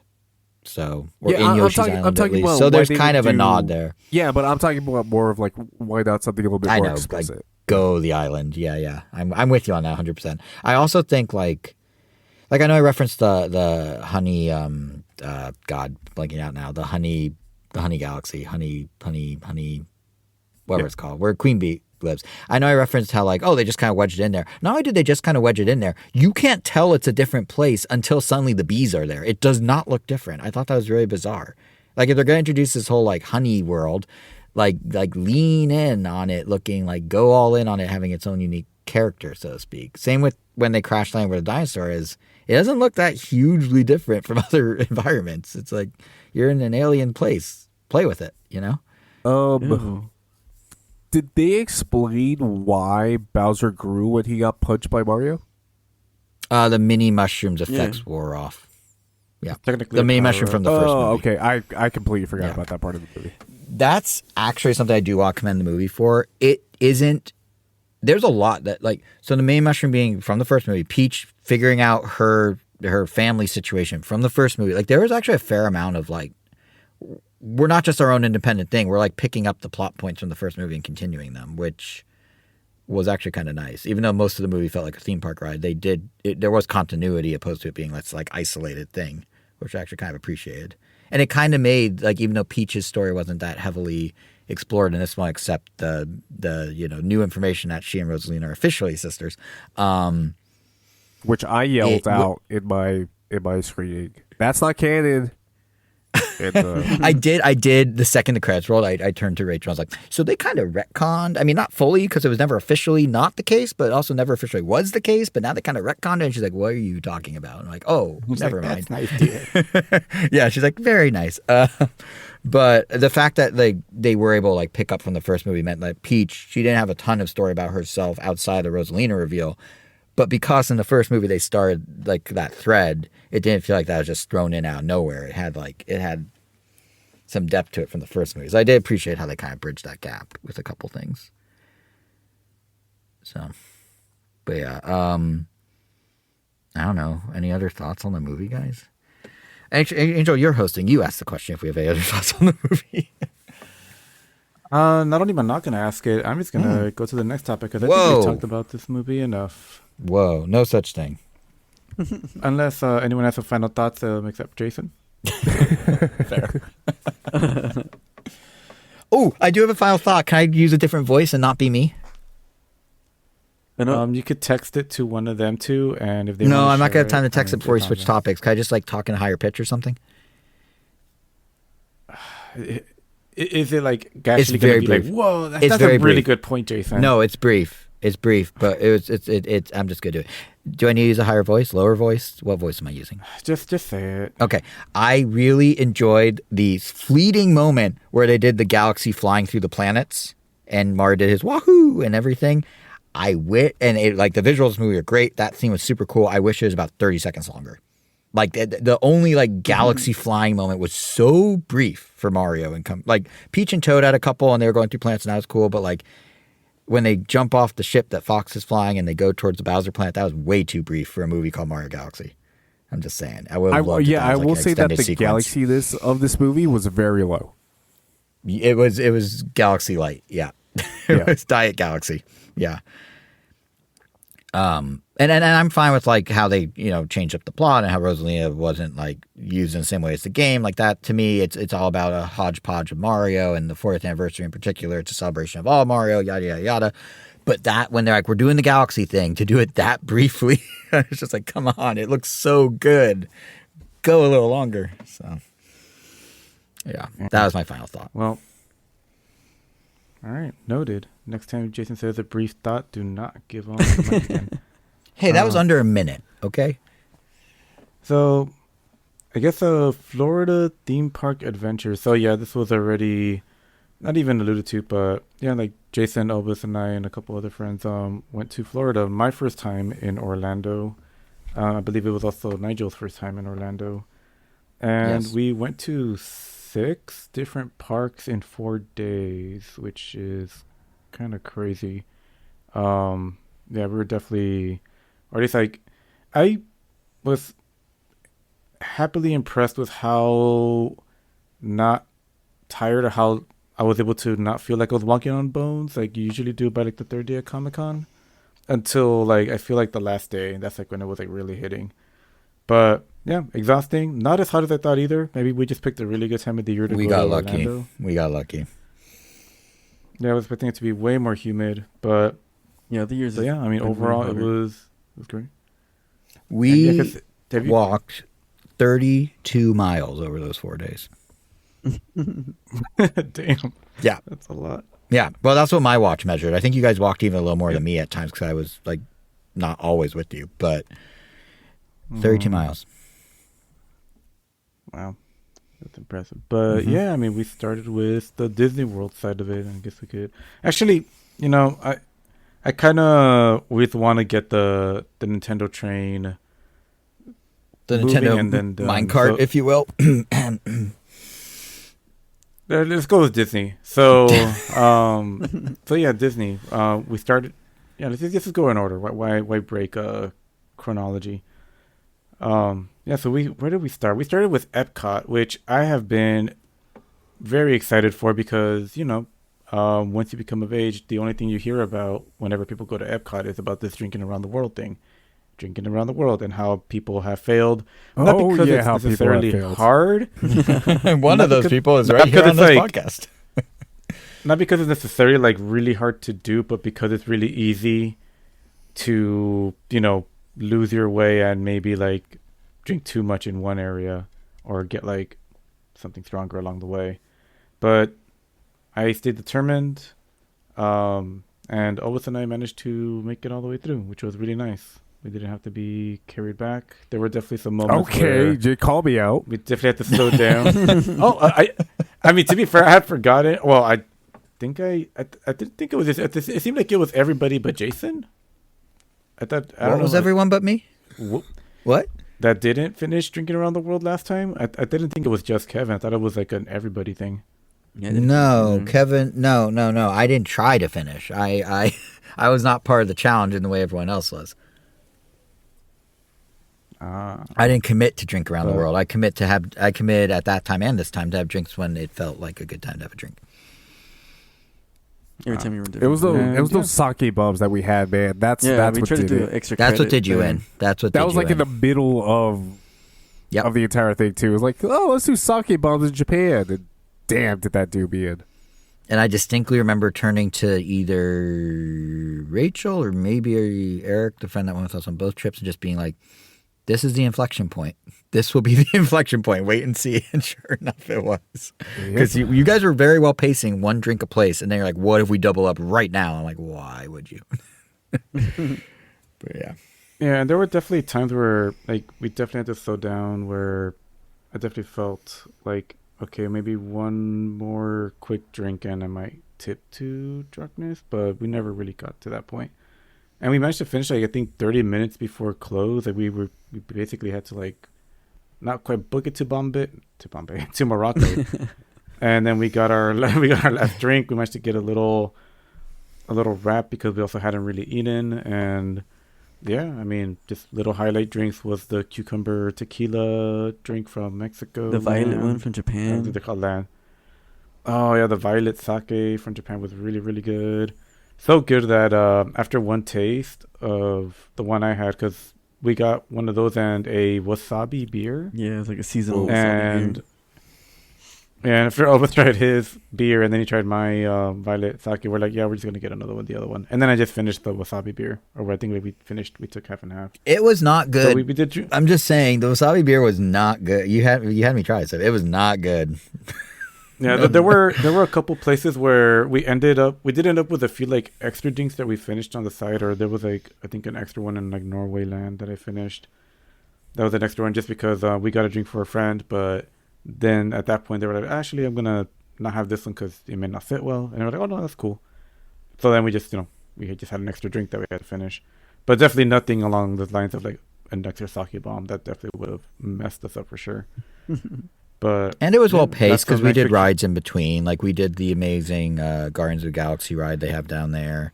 We did the Figment ride early in the day. Yeah, that was fun. The Figment one's crazy. For those who aren't familiar, I didn't know this was a thing. It's like all the 90s, what would you call it? Like the sci-fi movies of the night, Honey, I Shrunk the Kids and Flubber and all that. Disney's like, let's put them all under one roof and then make up a new character named Figment, who's this little dragon that it lives in your imagination or helps you discover your imagination, and then teach everyone to use their imagination. And it's a whole dark ride based around not Flubber and Honey, I Shrunk the Kids, but this guy Figment, who they created to be at the end of the queue of a line that had stuff about Flubber and Honey, I Shrunk the Kids. So it was an interesting, like, what if the line is themed on IPs, but then you go to an original creation for the ride itself? And usually it's either all original, Pirates, It's a Small World, whatever, or it's all IP, but it was this kind of interesting amalgamation. And they even had like merch of Figment, who's this character I'd never heard of until we did this ride. And they're like plushes, and you can meet him. And there's like this whole world of Figment. A lot of people wearing Figment merch. Yeah, I think he's kind of like I don't want to say inside joke for Epcot, but he's kind of like the Epcot mascot almost now. I'm not now. He's been around since the 90s, but it's just like it's this weird slice of Epcot I had no idea existed, having been to Epcot multiple times. So it was very interesting. Yeah. Mm-hmm. Oh, we never saw the photo of you and your dad. I mean, I could show you a picture of the picture. Yeah, for anyone that goes to Epcot, I think we talked about it at the time we Put it in went the years blog ago. post. For anyone that goes to Epcot, on the way in by the golf ball thing, by the big dome, there's a wall, a rainbow wall of metal sheets. On the metal sheets are laser etchings of people, like little postage stamp, a little bigger than that size. And if you go to the pink section, I forget the number, you can see me and my dad when I was 12. And it's there at Disney forever. At one point, they were concrete, just like solid slabs, and they were along the entrance into Epcot. And then after 9/11, I'm not making this up, people started thinking it was a memorial for 9/11, and Disney's like, oh, no, this has nothing to do with that. So they moved it to the side and made it colorful, so it's clearly not in memoriam of anyone. So, Except for the first visitors. of yeah, Disney. yeah, except for yeah. But yeah. So that's Epcot, I Oh, yeah. guess. Yeah, Oh, man. point That was being Epcot. is we didn't see it. No. No, you did not. But yeah, Epcot was great. I think at one point, like, it seems like plans were kind of shifted, or maybe we had fast passes to jump to a different park. But I really wanted to do Drinking Around the World, so at the very least, I was kind of determined to at least like, well, that's what I want to do. And glad we stuck with that. I mean, Yeah, not yeah. that everyone. The Yeah, I mean, it was jumping nice to keep parks the would have whole group taken too long to get to the but- park. We would have lost too many hours. You made the right call. keeping us Yeah, at Epcot. or jump to like, or they wanted to go to like a specific ride, and it does seem like an interesting one. I would think it was called like Test Drive or Test some track. Test Track. Yeah. Oh, that's right. Yeah. We got to them. And I don't know what that ride is, but considering how close we cut it to finishing it, like I'm glad we did what we did. But if it was like splitting up in the same park for like a little bit, like I think that's fine. But if it meant like jumping parks, that's definitely a little different. But I guess just to kind of not super quickly just go through the rest, but Animal Kingdom definitely took me by surprise. I really enjoyed that park. I didn't think there was going to be as much to it as there was, considering I thought it was going to be like about the size of the wildlife park and kind of be it. I didn't realize there were that many rides, or at the very least. You thought it was just going to be like a bigger rainforest cafe? Pretty much. With like the tree in the middle, and like tiny not that much like yeah, it's like you go for the safari thing and then that's pretty much it. But It's a the legit Pandora park. Land was Yeah. the Pandora Land was neat. They had a good drink there as well, and then the Expedition Everest was also pretty neat. Kind of, I for forgot those what not else we did familiar, there. it's like a Matterhorn souped up on steroids. If you know Matterhorn from Disneyland, there's even a Yeti on this one, but it's like a more intense, taller, newer, more elaborate Matterhorn. Yeah, and then seeing like the macaws, they fly around you in the little, not really like a show, but just like a demo, or I guess It's kind of a show. It's like an animal show. Yeah. Yeah, like seeing them like all fly above you, like was really that was really cool. That was a really cool moment that definitely gonna stick with me.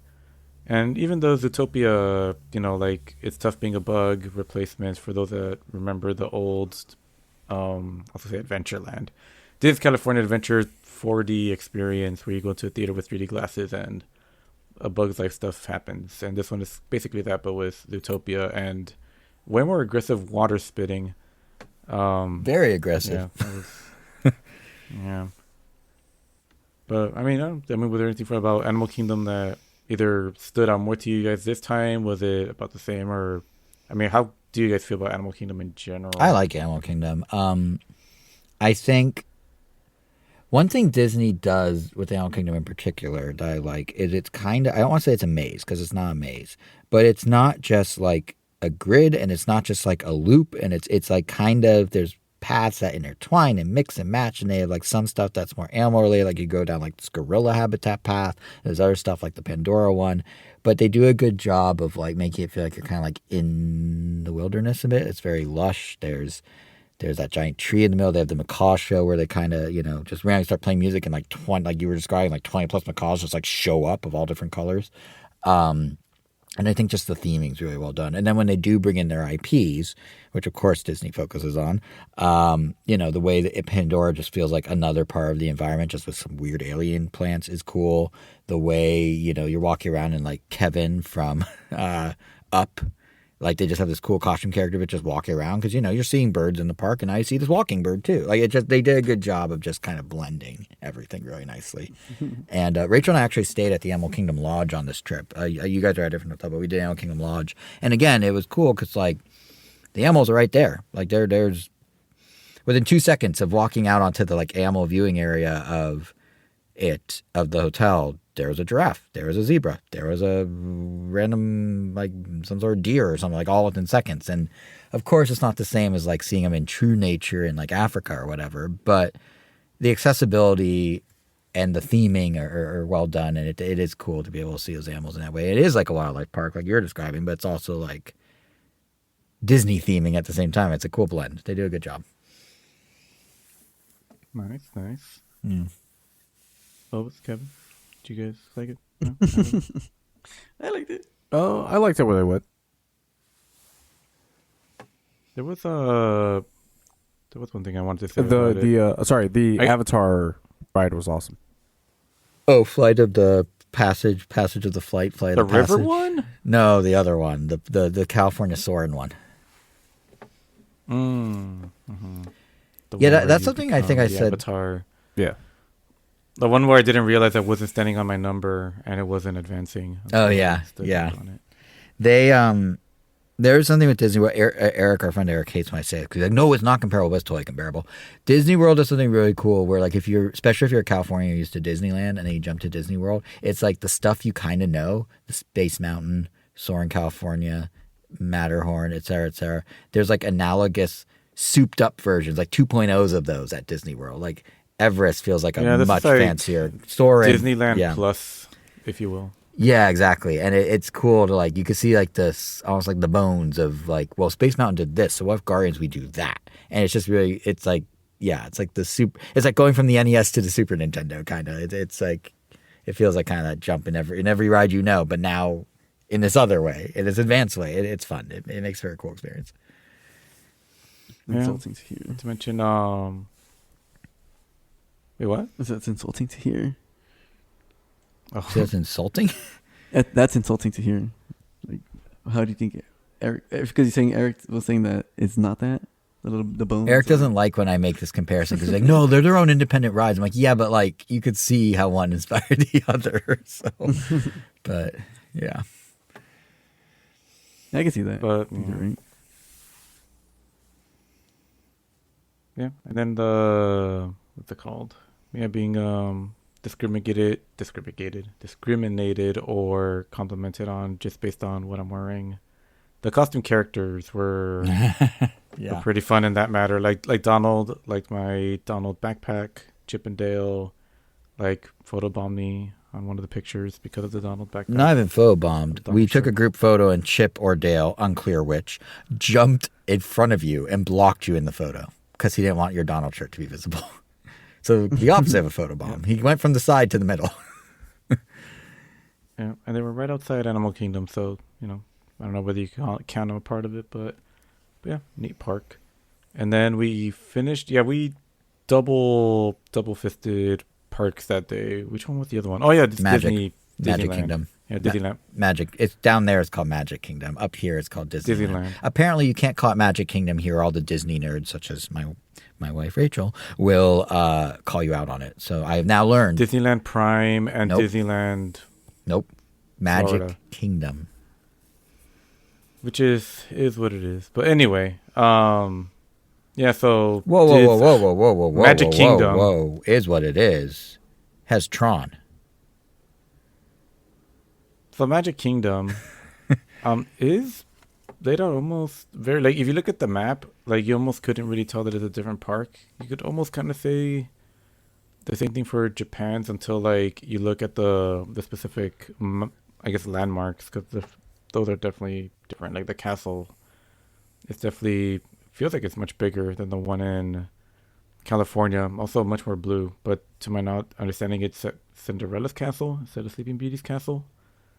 And I don't know whose it is in Japan, but that one was also very impressive. But yeah, I don't remember what else really stood out to me from Disney Magic Tron. Kingdom. Tron. Besides that, Tron. that the queue for the Haunted Mansion was non-existent because I guess it was something was going under repairs. They are replacing Tom But- Sawyer Island with a Cars themed mountain.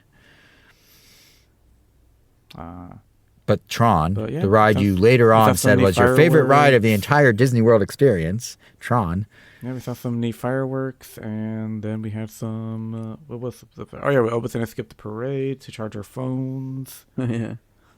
Yeah, not really much else to add about Magic Kingdom. Tron. Anyone else? Okay. Yeah, pretty much sums it up nicely. Oh, actually, also Country Bear Jamboree. We watched that. Country Bear Jamboree was fun. Yeah. It's interesting. They modernized it. All the songs are somewhat contemporary Disney songs now instead of like the classic whatever they used to play. So I the don't know. purists are You unhappy about that, consider but Whole New the World- commoners are fine with it. You consider Whole New World contemporary? Compared to what they used to play in that show, What did they it used to be play? like kind of like more like country bumpkin sort of vibes in the music as Yeah, well as the yeah. characters, from my understanding. Really did a good I'll have job. to so. watch some video. Yeah, I mean, our resident Diz nerds, Rachel and Eric, were kind of like, oh, they changed all the music. This isn't as good. Like there is erasure. There is Disneyland erasure happening in favor of IPs. So Tom Sawyer Island being replaced with Cars, the songs in Country Bear Jamboree being replaced with current Disney hits or well-known Disney songs. Like the park used to have somewhat of its own identity that was separate from the Disney IPs. And it led to Disney IPs, Haunted Mansion, Pirates of the Caribbean. But now it's kind of, they're sort of phasing that out, it seems like, which the purists are probably rallying their sabers about and I'm unhappy about. Interesting. Yeah. What sabers are they rallying? I couldn't tell you. It's not like the Disney fans are going to go to war with Disney, but for some reason I used the phrase anyway. What phrase did they use to rally? I was saying rattle their sabers, which usually means when like a country is like not going to war, but kind of like, oh, don't mess with us. We have weapons. Like Disney fans aren't rattling their sabers, but it's, yeah. Well, that's Disney. Trying to remember if there's anything else. Tron. Before I forget I guess Universal Studios. Tron. Okay, fine. Did you want to talk about Tron? Sounds like you It's wanna talk it's a about really great. It's a 45-second roller coaster, but it's so good and it's so well themed, and I love Tron Light Cycle Run. Great ride. It goes very fast. Like it accelerates very fast, and you like zip around, and it's cool. And that's all I have to say. Oh About man, you know what ride goes really fast? Stardust Racers and the Velocicoaster. Damn. Those are pretty good. Yeah, I wasn't kidding when he said like you feel the I'm gonna die moments pretty vividly. Well, the Which ones ride did you there. think you were gonna die on? I'm just curious. Of those Well, two. more like it's just like you really feel the pull where like you see like damn like this restraint is really Oh yeah. doing I see what you're saying. everything right now Yeah. because like you're basically ragdolled with G forces and you're like damn like this restraint. That was more of the race. Racers one, the one in Epic Universe. I feel like Velocicoaster is incredibly smooth for what it is, and you don't really ever feel. At most, you kind of feel like you're gonna drop because they flip you upside down in a corkscrew, but you don't really feel like G's on it. I don't in the same Well, way. As it's all the the other it's all one. the Velocicoaster is mainly the jumps. So like you'd be launching off the. I see what you mean. Yeah, Yeah, it's the up and that's fair. downs, That's yeah. fair. Yeah. Yeah, it's a little different, but both of them, man, yeah, I think after Accelerator, I think Accelerator was the first ride I ever went on that had like a boost start, and yeah, a lot of these coasters definitely have this boost start. Not complaining. I mean, same thing with the Incredicoaster back then. I forgot what it was called. California Screaming. They had a booster. But and also Tron. Another way for me to say Tron. yeah, that Tron one, has yeah, the boost that start has a too. booster. It that counts down, and then like music starts playing. You just like boost. Not as definitely nowhere near as fast as this, but it does have a booster. Yeah. Huh, I don't remember it. The You remember Tron's Incredibles booster? one. Yeah, Oh, the Incredibles one. Yeah, the Incredibles one does a little like backwards thing now too. And then what's his name? oh, The that's right. sun It just like counts down. slingshots you. Yeah, it slingshots. I'll be That's right. damned. But, I don't know why that was such funny. And then- Yeah, and we'll work our way in reverse for Universal, but yeah, like Stardust Racers, which is Epic Universe, and that's kind of like in the center-ish hub. I mean, they say it's like 5 worlds, the middle one kind of being this Stardust Racers area that's kind of futuristic, kind of themed after Back to the Future, apparently. Loosely, I mean, they it has still a have flux flux capacitor capacitor. powering it, but they don't Yeah. make any other reference. Yeah, That's all you need, baby. so there you go. And what's it called? Yeah, and then the other ones are, what are they? Dark Universe, which is like Oh, the are we? classic I thought you were horror going movie backwards, so I thought we monsters. were gonna do the rest of the universe. So you all go straight into Epic. Yeah, just keeping you on your toes. Oh wow! Yeah, they have Dark Universe, which was very pleasantly surprised by. I love the theming of like how it's like dingy, creepy, old looking village, neat bar. We had a really good drink there. I forgot what's it called, like the crossbow. Crossbow. I think it was a. was His like a crossbow is mixture. what you told me after. Yeah. It was a mixture between Yeah, two no, that drinks. was- It was like the cross and the crossbow. The cross between two drinks. Mm-hmm. Yeah, bartender was pretty cool. And we went on the ride there, and that one also caught me by surprise. Like I didn't expect to enjoy the. I mean, it is based on an IP, but it's not like based on any specific interpretation of the Mummy or Frankenstein or Dracula. It's just like To this original creation that just mashes them all together in a really fun and cool animatronic, I guess, like a spindly chair thing that is basically like the Harry Potter ride in Universal Studios Los Angeles, California, Hollywood? whatever, Hollywood. Except it doesn't make you wear 3D glasses. And which it just works has, in its like- favor, arguably. Yeah. Yeah, like they were able to pull this off. They mainly, they relied more on animatronics, a couple screens here and there, So, but the yeah, it ride was really it's- cool. I really liked that ride. the ride itself is called Monster Unchained, and the Dark Universe segment of Epic Universe is all themed, just to catch people up who aren't familiar, is all themed around the classic monster IPs. Angel was kind of referencing that So Universal far, owns you're the saying rights what to. I've already said. No, I'm getting there. So it's you're talking, as Angel mentioned, the Mummy and Dracula and stuff, but also the Invisible Man, also anything basically Gothic Wolfman, anything that is like Frankenstein, and this ride is the concept is you're working with what's the right hand man of Frankenstein? I didn't see the Help me Invisible here. Man. You were right, because he's I invisible. see what you did there. We saw the visible man, what is it? Igor? What's the name of the right hand man of Frankenstein? The little assistant dude. Igor? Oh my god, what? Igor. Yeah. So the ride is basically these monsters are unleashing an Igor. It seems a little unclear if Igor is unleashing them or helping you releash them. He's I'm not helping clear, you. but I think he's helping you releash them. Yeah, but yeah, it's so the plot is Yeah, they were basically trying to all take the the monsters power being of thrown at you. Dracula, and then Dracula Yeah. goes loose, and you're trying to capture him. Yeah, so it's really cool, like Angel was saying, because it's on this arm and you swivel around. It's a mix of practical and digital using really high res crisp screens, and you basically go from monster to monster, room to room, and it's like a sped up dark ride of like a classic Disney dark ride. But what's really cool about it is because it's on this arm, it's like dynamic camera angles. It feels like there's dynamic camera angles. So you're like lunged into the face of one monster, then pulled back, and then you're seeing like a side angle of a different one. Then you're pulled back. Then you're seeing like another lunge towards something else. Then you're dipped down towards something. Then you're pulled up towards something, and it's on a track like a dark ride, but it's moving faster, and it's kind of like pivoting you into like these like set pieces instead of set pieces just passing you by on the side. And they do it really well. Yeah. Yeah, one thing Universal And has then is kind of- crisp screens. Super crisp, like probably 8K Yeah, I think or that's something. a great transition to the other like standout ride that wasn't in Nintendo World, and it was like it's not even the ride, it's the Jason show. Bourne Stuntacular. Oh my Yeah, god, the it was show. so Like, cool. This is, damn. to be clear, this Yeah, is that was not kind at of mind Epic blowing. Universe. I just for people that are like, where is this? So Epic Universe. I'm gonna walk this back a sec. Sorry, not to Oh get yeah, you.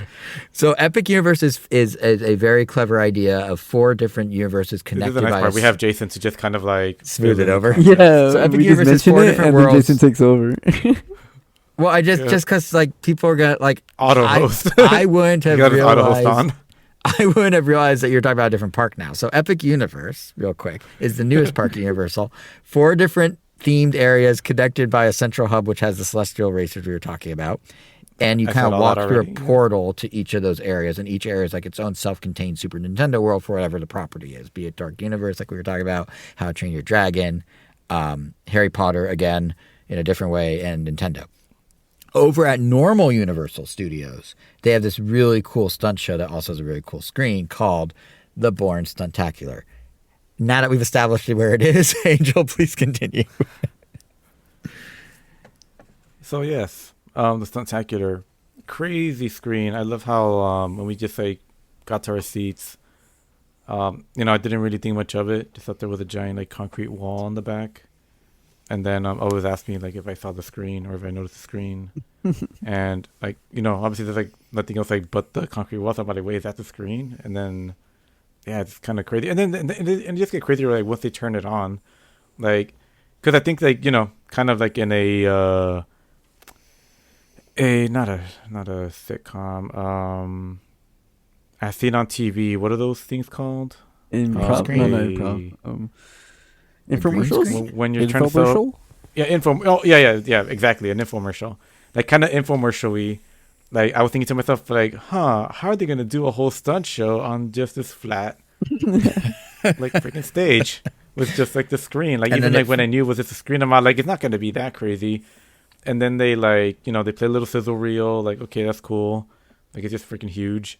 But then like they get to the first part where it's just like the Jason Bourne stand-in is fighting someone else, and behind them is like a crowd of people that are, it's a video being played of people cheering on the fight, but it's all choreographed with the actors, and the screen is so crisp and with a high resolution that there were times where I thought someone that wasn't part of that, screen crowd was actually on the screen crowd, and vice versa. I'm like, okay, I'm gonna keep track of one person. Okay, I'm pretty sure they're part of the screen, and then at some point they like move away, and it's like, oh damn, like it straight up fooled me, and I didn't even catch that like at some point like they were doing party tricks like passing a knife from the screen to someone In real life. analog or in real life, yeah, and admittedly like towards like certain parts of it, like I think like with any of these shows, maybe because of all the walking, I was starting to knock out. But Obis was awesome and made sure to like wake me up before like anything that was like a key moment. And damn, like there was this scene where Jason's getting like chased, and then they replicate like not just slow mo, but like a camera turn, Yeah. like while like he's like swinging from like a lamppost, and damn, that was just done so well that I was just surprised. Like So- I had never seen a Jason Bourne movie. And this actually kind of made me curious to watch one. I probably won't, but it made me think. It made me consider watching one. I just like during that moment, like I think on that day, I'm like, oh man, I should at least watch the first one. So Like, it one made the premise sound interesting. one piece of what made this so cool that the way like the interplay between the digital screen and the analog people, as you put it, like it wasn't just the They people. said the choreography. Yeah, no, it wasn't just the people. They had props that were synced up with what was going on screen, but were physical props that were on remote control, no tracks. They actually used the same technology. I looked this up after the fact, as the Rise of the Resistance ride at Disney. But basically, they would have things like they could do pan shots and they could do camera swings, like Angel's describing stuff, because they would have these free rolling prop structures that the stunt actors would be on and would interact with that were moving in tandem with the animations happening on the screen. So they could have stuff go from left to right across the stage, but it would look like it's traveling a long distance because the screen would also pan in perfect sync. They could have a car chase where there would be cars like wiggling and wobbling on the stage like on a platform, but you'd be going like into the screen and they'd be like synced up perfectly. It was very impressive on not just the choreography of the humans, but the choreography of like the inanimate stuff too, and that's how they were do like the camera swing is or the camera turns, because the prop, as the animation on screen swung 90 degrees, the physical prop that the guy was hanging from also in perfect sync swung 90 degrees. So it looked like in 3D space, in real space on stage in front of you, the entire thing was like shifting on its Z-axis, and it was really cool. Yeah.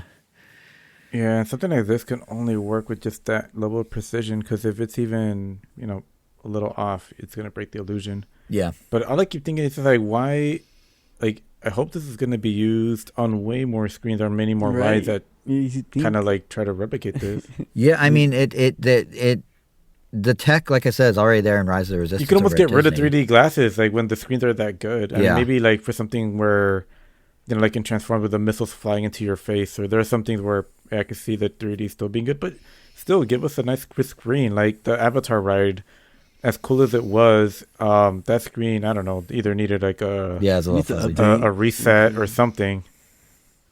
Yeah. Oh, really? Yeah, I thought it was great with that. It was fuzzy in some areas. It was it wasn't quite as crisp as I remember it being the first time. Yeah. Yeah, especially in the cave part. It's still a huge step up from Soarin' California, but it wasn't. There was so much ghosting. Yeah, there's some ghosting for sure. It was hard to get anything in focus in the cave. Yeah, which would have been one of the coolest parts. Could have been one of the coolest parts. It was one of the coolest parts the first time. I'm not sure what happened there, but but the Stuntacular is super cool. Really interesting use of tech.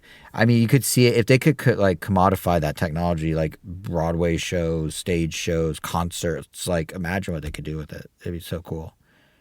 Yeah, and I mean, while we're talking about like awesome screens, like the Spider-Man ride, like that one was really cool and also caught me by surprise. Because that was also just like, I mean, I know it's like an old ride, but I guess it got the screen refurbished. It's like a on-rails ride where you wear 3D glasses and there's a mix of like physical props and mainly you're looking at a screen, just like Transformers. But man, that was really fun. And the way things escalated and you just fly around with Spider-Man, and that one was just crisp and nice the whole time. And to set the stage for that one, everybody, that's at a different Universal park than the other two we already talked about. That the Spider-Man ride is at Islands of Adventure, which is where Velocicoaster is located, which is separate from Universal Studios Florida, although you can walk between the two, and definitely separate from Epic Universe, which is like 2-mile bus ride away. The more you know. And speaking of Epic Universe, that's where we went on a ride twice back to back, because we went to the island of Berk. And we went on, what was it called? Fire drill. Yeah. FYRE. Yeah. Oh, there you go. Yeah. Oh, yeah. Fire drill. Yeah. And it became evident that the appeal of that ride isn't what the ride wants you to do, which is shoot targets. It's just shoot at the other people as they're turning, or, as the ship lets you, because everyone has their own little water cannon. That you just aim, you pull the lever, and then it sprays water for like a couple seconds, then you have to pull the lever again. And its turn radius isn't that sharp, but there are certain parts of the ride, because it's on a round, like an oblongy oval track, where you are able to aim at and hit people on the boat coming up behind you, or maybe the boat up ahead of you. Yeah, like just straight up hit them. And the first time we got on it, like none of our hoses worked. Like, just straight up, like some just didn't shoot any water, and everyone else's just threw out like a little trickle, flaccid spout. Oh yeah, a little trickle. What did you just call it? I'm gonna veto it now, guys. The episode title is not Flaccid Spout. I'm sorry. And so everyone, I want to say everyone, unless one of us didn't get drenched, but like I definitely got like targeted at least once. I know Rachel got targeted. I got targeted. Nigel definitely did. There was a guy in the boat behind us who was some foreigner, and he just pointed it right at me and Rachel, and just he didn't even aim at the targets at all. He just shot us the entire time.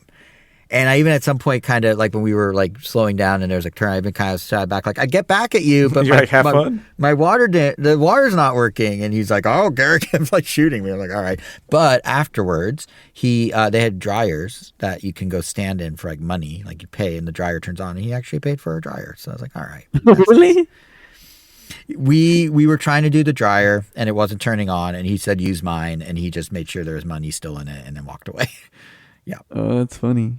I don't know. You had that little after the blog lore. So he and even when we got off the boat, I said to him, like, because apparently Rachel read that ride, Fire Drill, in Isles of Burke, the How to Train Your Dragon themed area, is the single most frequently, I don't know how to describe it. It's the ride that has the most fights, the most physical fights of any ride at Universal. The most fist fights break out. I could see why. Get pissed that you're shooting them with water instead of trying to play the game. Yeah, because you could just totally ruin someone's time if you're just like constantly barraging them. And like that didn't help. I wouldn't mind someone targeting me if I could fight back, but because I couldn't, that definitely like same gave me a little bit of like a mini rage, internal rage. So when we got off and our friend Eric like asked them like, "Hey, our ride didn't work. Can we go again?" And they said yes. I was like, "Oh yeah, I'm gonna target the hell out of someone. I don't care." And that, ladies and gentlemen, is how trauma is spread. That's how it passes down from generations. Is someone who experienced it inflicts it on the next person. Good. I mean, fortunately for the people, keep it alive. And fortunately for the other people, like I couldn't get like a good aim at them where my cannon was, but I was able to hit someone. I just saw someone with a Mario hat, and I just decided they're going to be my target. And at one point, I was able to hit them. I think as they were like pulling their phone up, and they definitely had a good reaction. But yeah, that was Island of Burke. There's one other thing. One other thing we need to mention from Isle of Burke. They have a stage show. That's what I was literally about to. I said we thought there was a show there. Oh, sorry, I didn't catch that part because I heard that was it. That's Isle of Burke. That's so okay. I thought you were done. Yep. I mean, carry on. You could take over nope, hosting. You're good. I just didn't hear you. Go ahead. All right. Yep.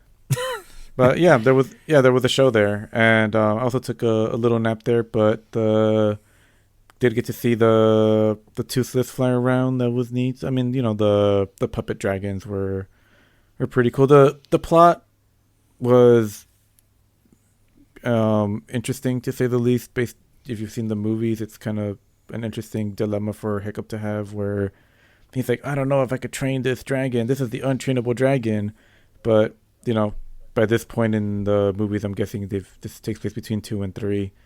Like, he's already trained many impossible dragons. And, they tell him that in the movie, too. And he's like, you're right. I can do it. And then he does it. But, so, you're not there for that. You're there to see the puppets, the big animatronic dragons. Yeah, which were, like, really cool. And I'm trying to remember what else of note is there before we jump around. I guess I didn't realize or didn't know that every single one of these 3 parks has a Harry Potter section, which is very a lot of Harry Potter. I mean, like, yeah, like if you combine them all, I guess it'd probably be like, yeah, pretty substantial. Like maybe the size of like half of Epcot or something. But at least the 2 that we went to, I don't think we went to the 3rd one. Maybe because it was more like the one in Hollywood, but man, they were pretty impressive. The buildings were super tall. I like it whenever like a zone kind of blocks your, I guess, like the outside world, and it just kind of like envelops you in it. And yeah, inside one of the Harry Potter worlds, we went to the Gringotts Bank, which was its own ride, where you go through a little, kind of a la Spider-Man or those screens on a cart ride, except I wasn't as impressed with this ride, maybe because we had already done the Spider-Man one. Like, it was fine, but I think the bar was already set higher by other rides of this nature.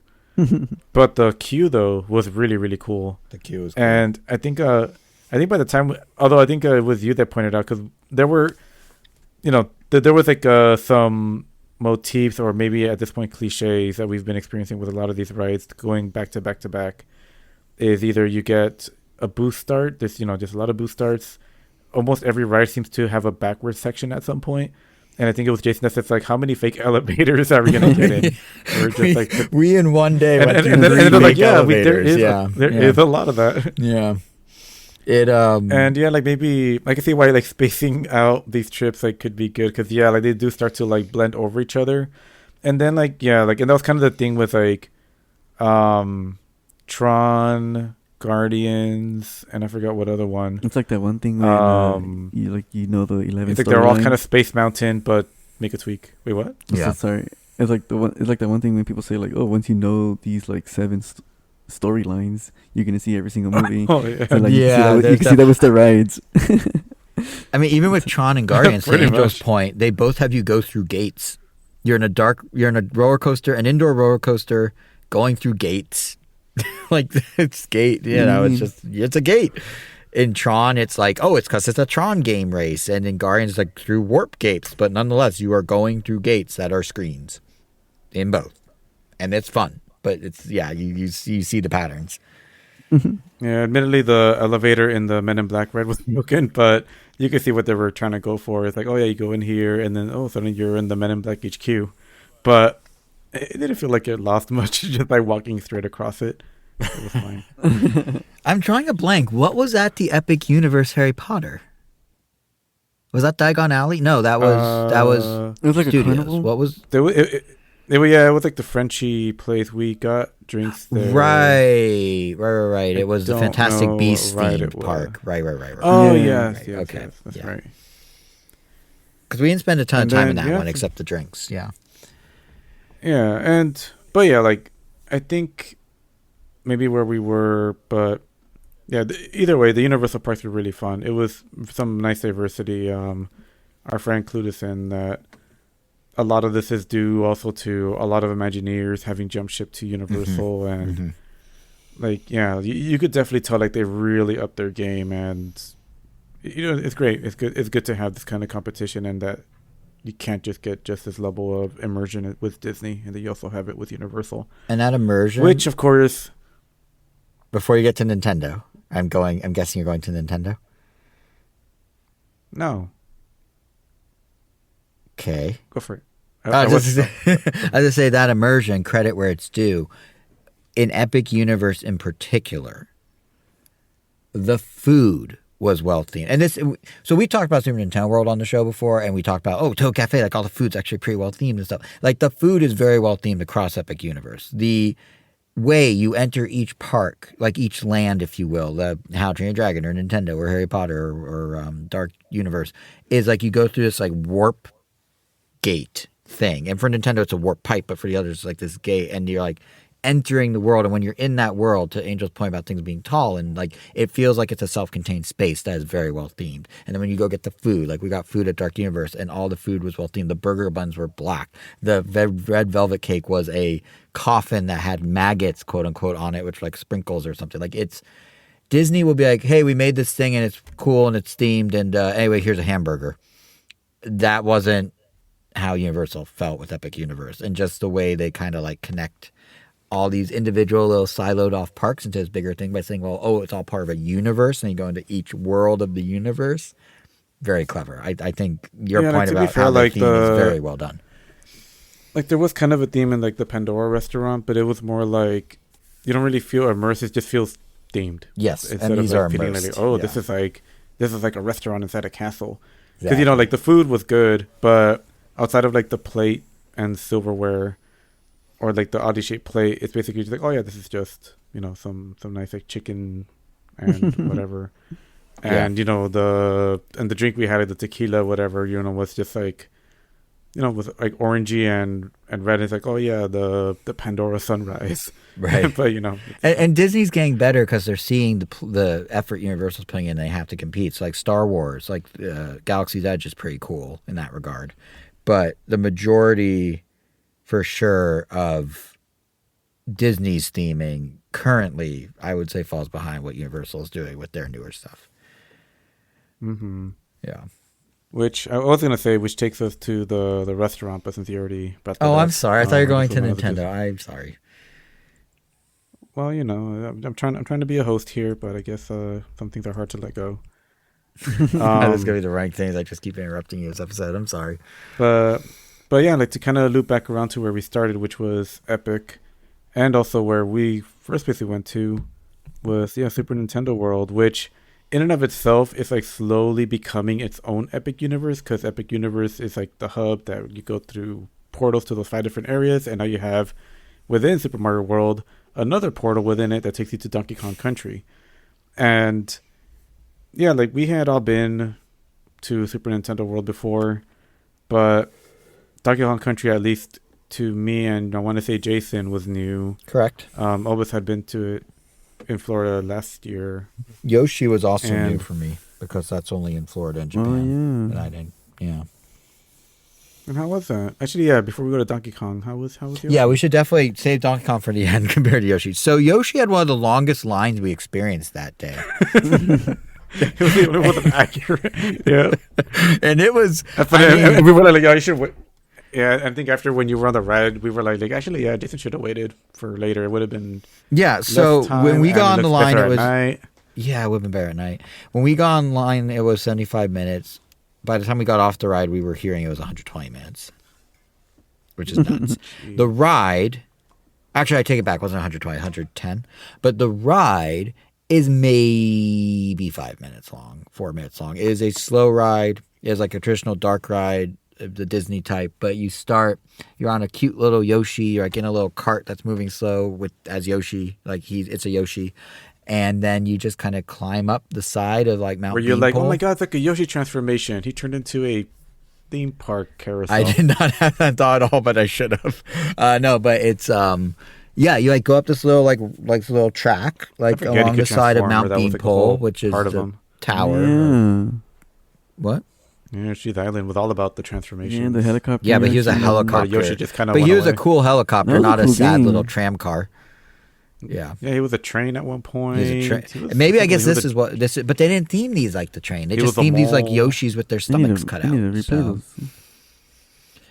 But anyway, yeah, so you take the Thumb little switch. Yoshi up like the side of Mount Beanpole slightly, which is the big central structure kind of Super Nintendo World, like it goes along the side. And then it cuts into like one room, one like dark room, which has a very cool animatronic baby Mario on the back of Yoshi, and has some Shy Guys, and it has a Yoshi jumping off a flower.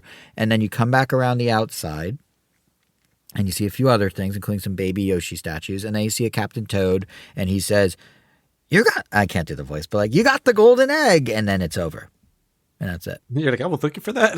I was like, I didn't know I was looking for it. But, and to be fair, when you're going through like the outdoor segments, like as you go into that cave, there's like different animatronics of like the ones you could see from the ground in Super Nintendo World for a lot of it. Like a spiny shell guy, like the spiny, whatever they're called, the cacti guys. And there's like a Pokey conch Pokey? door. Did the that, like, conch door scare you? You were like, whoa, I thought I was going to get hit. It did not. No, it did not. But there is a conch door that does come Yeah. down. Yeah. And like it's neat, but it's just like on the scale of like, especially because we've been doing so many, it just felt very minimal. Like it felt very short and very small. But the view it gives you of Super Nintendo World as a whole park is very nice. And at Florida, unlike LA, and in the same way that Osaka is, it's 2 stories. So it is actually a different layout than you have out here. And being at like kind of the top of that verticality, looking down and seeing like the full immersion of those 2 layers in front of you from the Yoshi ride is pretty cool. And what is there for the Yoshi ride is pretty cool. It's just not a lot of it. There is like a weird egg thing that I don't understand. So you have 3 egg buttons on the Yoshi, except you can't really press them, but they're squishy, so they imply they can be pressed. So I don't really know what's up with that.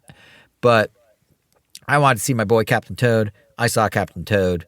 He talked to me. It was great. He's an animatronic. I'm acting like he was a real person. But yeah, so I enjoyed that, and I'm glad I did it, to say I did it and to experience it. But I want to do it at night for the view or at sunset for the view. But it's definitely waiting longer for Yoshi's Adventure than we did for the Donkey Kong ride, and then comparing the quality or the really. difference of the experience. Like, it's crazy that Yoshi had that long of a line. But you know what Yoshi does have that more than makes up for this ride being just kind of a gentle little thing? The Yoshi Apple Melon Smoothie. How I have missed it. It was here in LA for Fan Fest last year at Universal Hollywood. I think I talked about it on the podcast. It is delicious. It is sweet, but it's delicious. I love it so much. It was only here for limited time. I didn't get to have it again once it left. But they serve it all the time at Florida at the Yoshi snack thing. So I got one, and I was so happy. So happy. And FanFest is coming back to LA in a couple weeks, and I'm going with Rachel in May, and it will be back. There will be 3 flavors of smoothie, including one that's exclusive to FanFest. So, what a time to be alive. What a time to be alive. I really like the red shell calzone. That was, yeah, I got one of those for Rachel, and it looked pretty Yeah, the good. calzone, they're cool. Yeah, we got a Yeah. vegan one and the meaty meat one. Yeah. Yeah. Yeah, the Yoshi Snack Shack is actually pretty legit, all things considered. Like, and to be fair, the Yoshi's Adventure ride is for small children primarily, and it's a nice. So it was perfect for you. It's a nice little enjoyable thing, but it was just very short. That's what surprised me. Is just how short it was. But the set dressing's great. Like the scenery's cool. Like it does feel like you're inside like a Mario game in certain parts, especially when it goes around the back and comes out of the cave and you can't see the rest of the Nintendo world and you're just kind of by yourself with some blocks and some like baby Yoshis and a tree with like the apples from Mario World. It's good stuff. It's just very brief.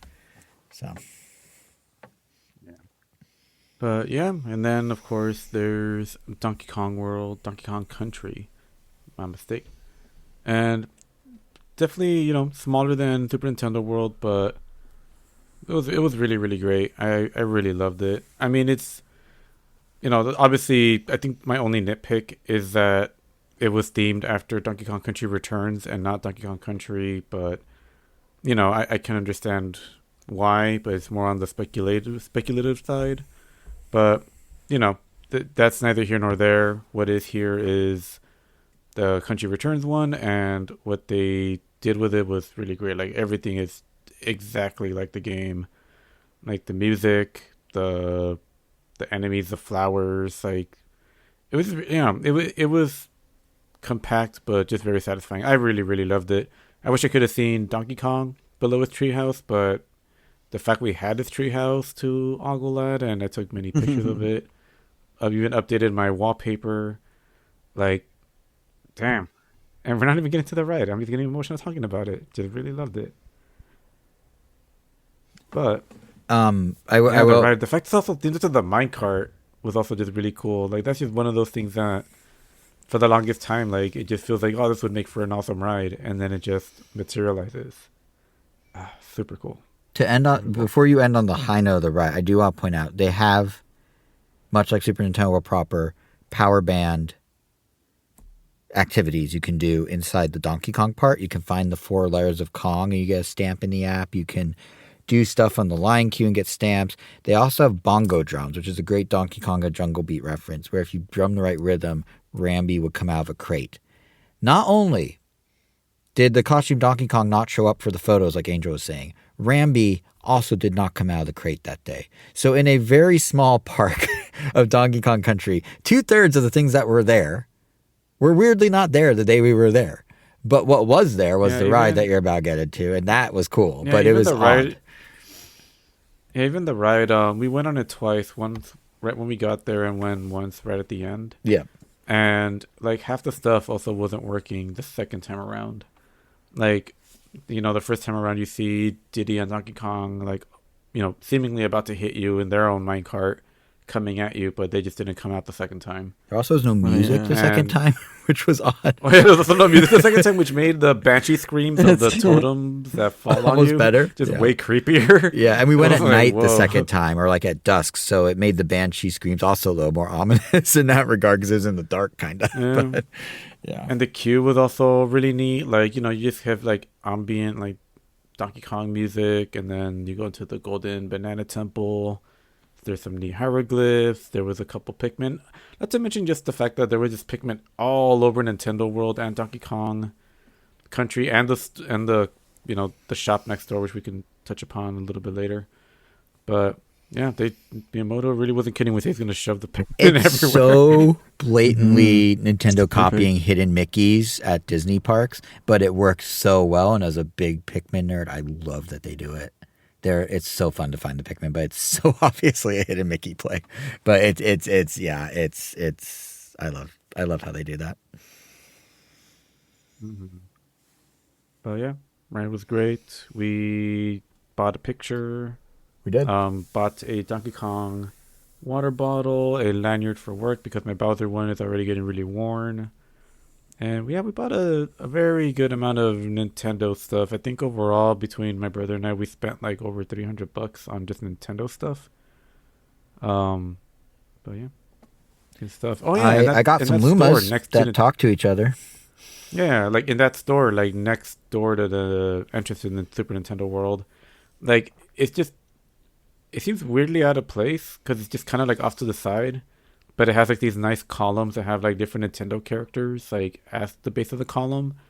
Then you go inside and you see like nice stained glass, like I guess what you consider like the big franchises. You have like some Zelda, Ganon, Link, The and Zelda one's maybe crazy because Zelda. there's nothing Zelda outside of the store Yeah. right Yeah, it's now. like Obviously, Zelda, there Donkey will Kong, and be, but there's Nintendo. like clearly they're manifesting that there will be, but and there are rumors that's going to take over either a part of Island of Adventure that shut down that we walked through, the Lost Continent, or that's going to be another doorway in Nintendo World. There's a brick wall that our friend Eric was saying is probably where the Yeah, entrance I could mean be. they did lend themselves But to a nice option with the name Super Nintendo World.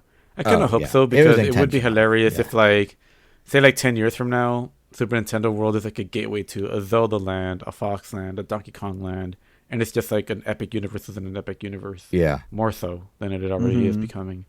Yeah, that's for But sure. I think the vision, but you know what's cool about that store? honestly, they could totally do like a little Pikmin garden, like not even have Oh it be my its own park, but god! just like have a bunch of like little Yes, billboards and just stuff you could just just photo op stuff. Like that could just be yes, photo ops. Like yes. the Pokemon Wouldn't be Please. parks. surprised if Japan already does something. Yeah, like the Poke Yeah, Park in Japan. exactly. Yeah, they actually Like, have one of mhm. those in Taiwan. I They think would do for it in Japan for if Pikmin anywhere Bloom, they because have we a love that walkthrough stuff. experience that's like Pikmin statues and stuff. Yeah. Um, But no, the interesting thing about that store is you're right. It's kind of oddly placed next to Nintendo World, but because it's outside the gate, and this goes back to the universal theming that I think is really great. Because it's outside the gate, the store is actually not themed like Nintendo. It's themed like the celestial centerpiece of Epic Universe. So when you go into the store, the ceiling is constellations and stars of Nintendo characters, like constellations of Nintendo characters. The white marble matches the other sort of vibe of other structures in the celestial area, but carved out with Nintendo characters instead of whatever else they decide to do. So it's this interesting like blending of the Nintendo elements that are just beyond the gate with the celestial centerpiece, white, starry thing that is the middle hub of Epic Universe. And the way they didn't just take a Nintendo store and put it in and leave it as Nintendo, but actually like blended in the theming, I thought was kind of cool. Even next to it, they have a fountain with a Mario statue and spinning coins, and the fountain's architecture is in the style of some of the other water areas, which were actually drained when we were there because they're doing something, I don't know, repairs or something, but in the same sort of style as those. So like it is this like merging of the things, as if like the Nintendo universe is kind of like leaking out a little of its warp pipe into the center area, which is neat. It's super randomly placed to your point, but it's neat that with that placement they still themed it in a way that makes sense for both parts. So Yeah. yeah. And I think with that, unless any other Do we final want to elaborate anecdotes? on the Donkey Kong ride at all beyond it was cool? Like There was a giant Cranky I Kong said it was a my cart. and Squawks. yeah, you didn't even mention the Cranky animatronic and Squawk's Cranky really cool. Kong, yeah. In the We queue. get fully voiced in the acting. What if you queue. guys could elaborate on it? I feel like I was like about to start crying if I kept talking more about Oh, it. well, okay, so do you want I mean Elvis, you're a huge Donkey Kong guy. Do you want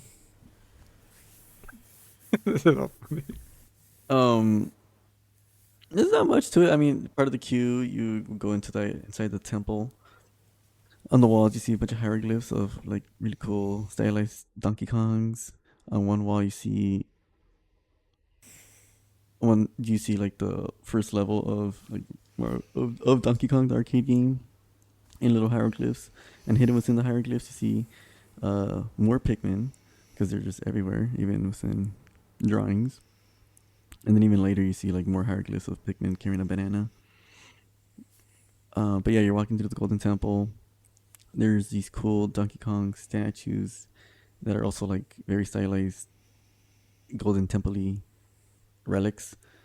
And on each side, there's like a little, what do you call them thing? The little scanner thing? The band scanners? Oh, the power band points, yeah. The power band scanners. Yeah, and I guess on each side of the statues, if two people do it at the same time, you get like this banana chime that glitters on the ceiling, and you hear Diddy Kong do like a little monkey noises, and that happens more often than you think. So you do hear Diddy Kong throughout the line a lot,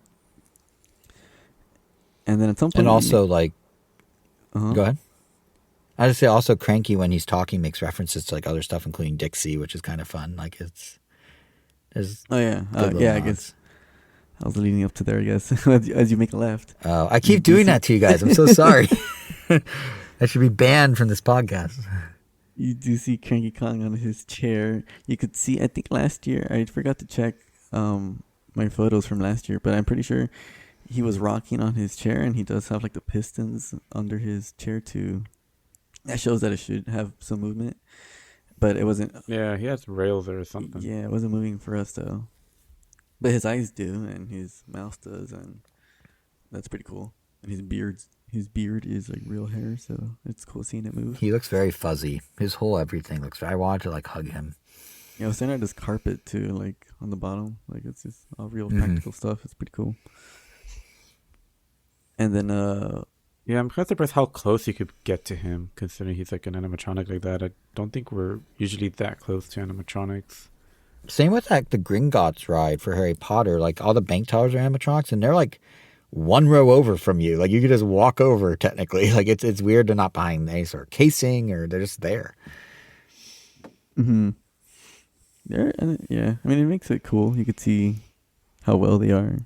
Too bad we didn't get into the new Harry Potter ride in the Epic universe, because that one The line for that was like 3 hours. Oh, that would have been another example of. I guess that goes back to your other quote. I mean, other statement of the Jason Bourne, where you're excited to see like how other stuff could be adapted to it. The Harry Potter ride would have been a good example of that. Where they do mix a lot of practical and super huge screens, and they do it really well too.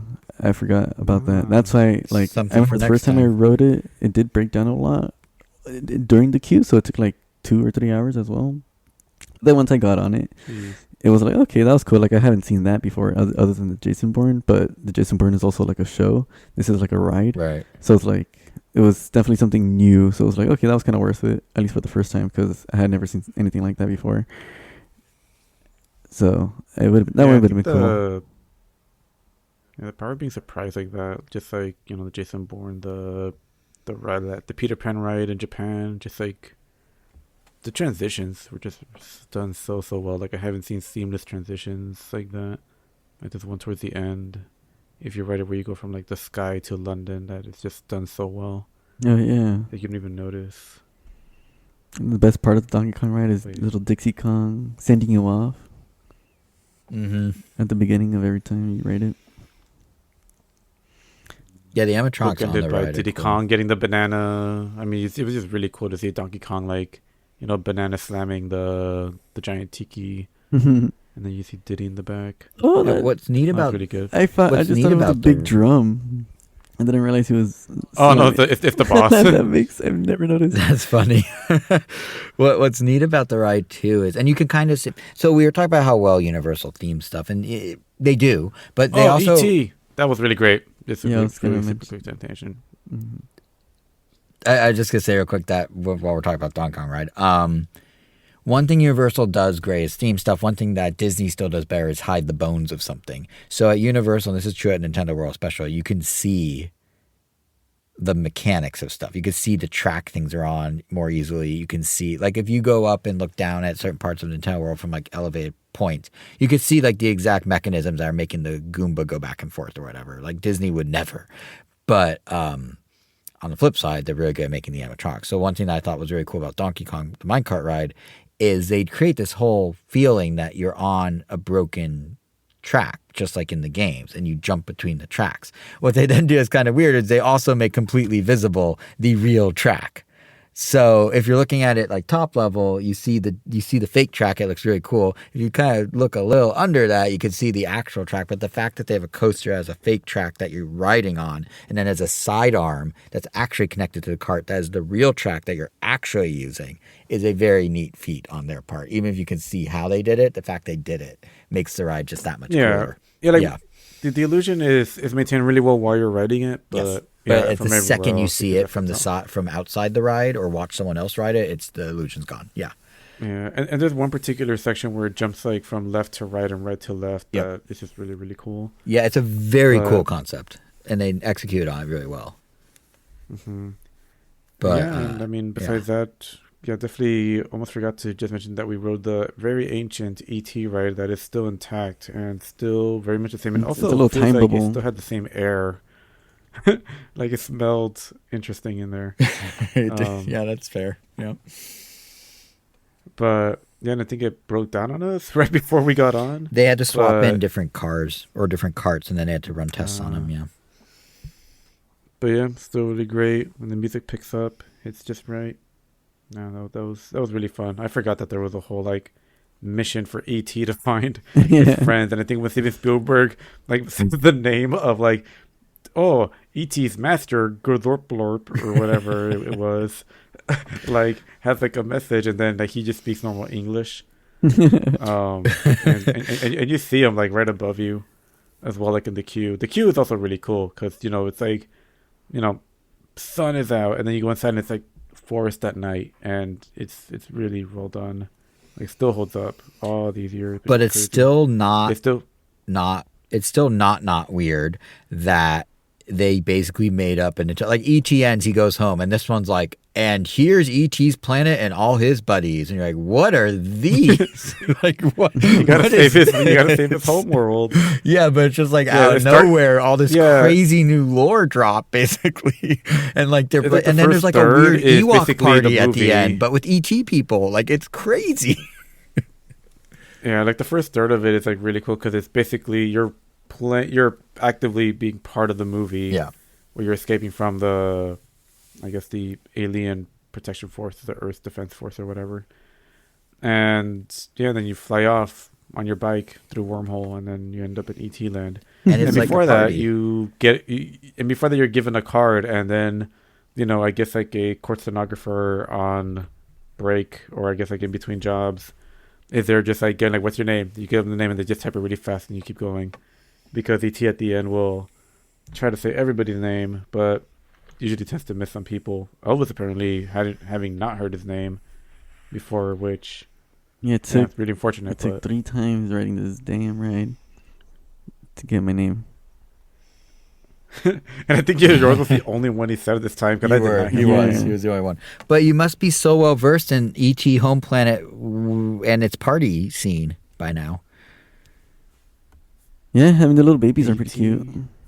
They are, and also the old ETs. Like I don't even know what the species is called. They're not called ETs. That's his name. That's like if I was like, oh, the race of Elvises is just the human race. Like it. But whatever they're called, like the old ones, they found a way to make them more wrinkly, which is impressive. Really. Well, and then True. according to the lore, ET is actually like a run to the litter. The other ETs are like very articulate in English and can even play basketball or something like that. Of course they can. Mhm. Why not? That's just a Why not? That's just that's a robot. That was just a robot chicken skit. But I mean, I believe it.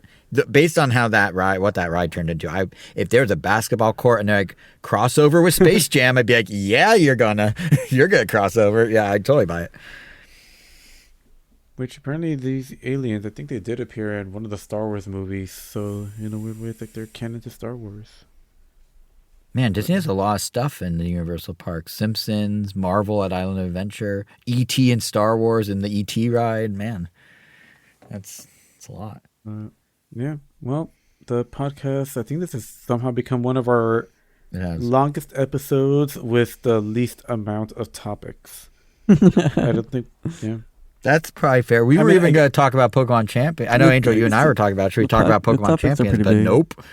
It's not happening. the Yeah, topics are to be huge. fair, I guess it's kind of like our Comic-Con episode, whether you want to consider Comic-Con one topic or, Right. a bunch of little topics, which is obviously this is what it was. Our Snyder cut episode was pretty long. Justice League? Yeah. That's right. Was that when we watched like the 4 mini, Yeah, whatever it unfortunately. was? A 4-hour black and white cut. Wait, it wasn't black and white? I don't think I watched it in black No, and they white. they released that after. Oh, that was after. Wow. Yeah. It was either after or at the same time, but Yeah, You went there's back for two versions. seconds, Jason, and watched it. In No, black I and didn't. I thought we all watched the black and white. I Damn. I did not You go put it back on- and watch The the aspect black and ratio white, was no. already pretentious enough. I don't think I'd be able to handle it in black and white. Yeah, it's a big ask. Yeah, well, I mean, hopefully your memory is still good enough to do the housekeeping. It sure is. Is this when I now do it? I'm trying not to interrupt anymore. Is this the time? Well, any closing thoughts on Orlando? Kevin, anything to add? Yeah. Florida should be aborted. And that's all I gotta Harsh. say. But we like one of my take the favorite, theme parks, right? one of my favorite things that John Oliver did was he interviewed Edward Snowden, and he asked him a couple of questions. He was like, "Do you miss America?" And Edward Snowden goes, "Yeah, I miss America," because he's in Russia. I think he's still Yeah. in asylum. Yeah, he's He's still in like- asylum. He's never Yeah. coming back, I don't think. Wow. Yeah. Yeah, and then he asks him like, "Do you miss truck nuts?" And he's like, "Truck nuts," and then he shows him like he actually has like a pair of truck nuts on him, and Edward Snowden just laughs, and then he goes, and John Oliver goes, "The entire state of Florida." And Edward Snowden doesn't say yes. Like he like lingers on it. Like he opens his mouth like he wants to say something, but he just like shuts it down and like smiles. And then Mhm. John Oliver goes, "We'll just let that pause be your answer." Yeah, if we could take the theme parks and put them somewhere else, I wouldn't object. Yeah, put him in Iowa. But the weather's Don't know not why. good there. Ooh. The weather's Sure. Is good. that half the Iowa. distance? There is Waffle House though. I mean, In they're Florida? also in other states as well. Yeah. Are they? Yeah. Oh, I thought They're it was like a a Florida southern thing. thing. Yeah. Nah, it's southern in general. Oh, We didn't even make it to a Universal Waffle Orlando in Atlanta. There we go. Mhm. Universal Orlando, Atlanta. Universal Orlando. It's like the Anaheim Yeah. Angels of the Los Angeles Angels of Anaheim. Universal Yeah, Orlando it's Resort still of called Atlanta. Universal Orlando while it's in Atlanta. In Atlanta. And I mean, hey, Disney World can go in Atlanta too. They have the World of Coke thing inside Epcot, and there literally is a World of Coke museum in Atlanta because Coca-Cola's in Atlanta. So it's already the pairings already work. It's already a done deal. Yeah. So, Yeah. Pretty cool. Pretty cool. I guess with that. Is this where I do housekeeping yes. now? Yeah, yeah. Now I am pointing at you to talk. Hi, everyone. Welcome to the 2 hour and 41 minute mark of the Random or Nintendo podcast. At this point in time, we'll be telling you how to listen to us at future times. Apple Podcast, Spotify, iHeartRadio, Amazon Music, Pandora, wherever you think you can find us, you can find us. And that includes YouTube. We are at Ram Nintendo on YouTube. We are at Ram Nintendo on Twitter. Individually, if you want to hear our thoughts or read our thoughts on things, I am JSR7 on Threads and Twitter. Kevin is KVN Gomi on Blue Sky on Twitter. Angel is World of Weros with an S on the end on Instagram. Elvis is, I presume, still wanting to be a mystery. Just Elvis. Just Elvis? Like if someone just types Elvis into Google, you Mhm. come up? Not Presley, you. Maybe. Interesting. Try it, folks. Let us know how that goes. Or either you'll learn a lot about this Elvis or you'll be booking a trip to Graceland. One of the two. I'm pretty sure the documentary would pop up. Maybe. Well, I mean, I just typed Elvis into Google, and of course, I'm getting Elvis Presley. Yeah, because that's the famous one. No offense, Elvis. Wow. I know. How Wow. dare I? How dare I? Oh, he only lived to be 42. Yeah, he died from a drug overdose in Vegas in the 70s. Oh, That wasn't a myth? I mean, do you think Tupac's still alive as well? well, I guess on that note, I guess we'll have the living Elvis say the final word.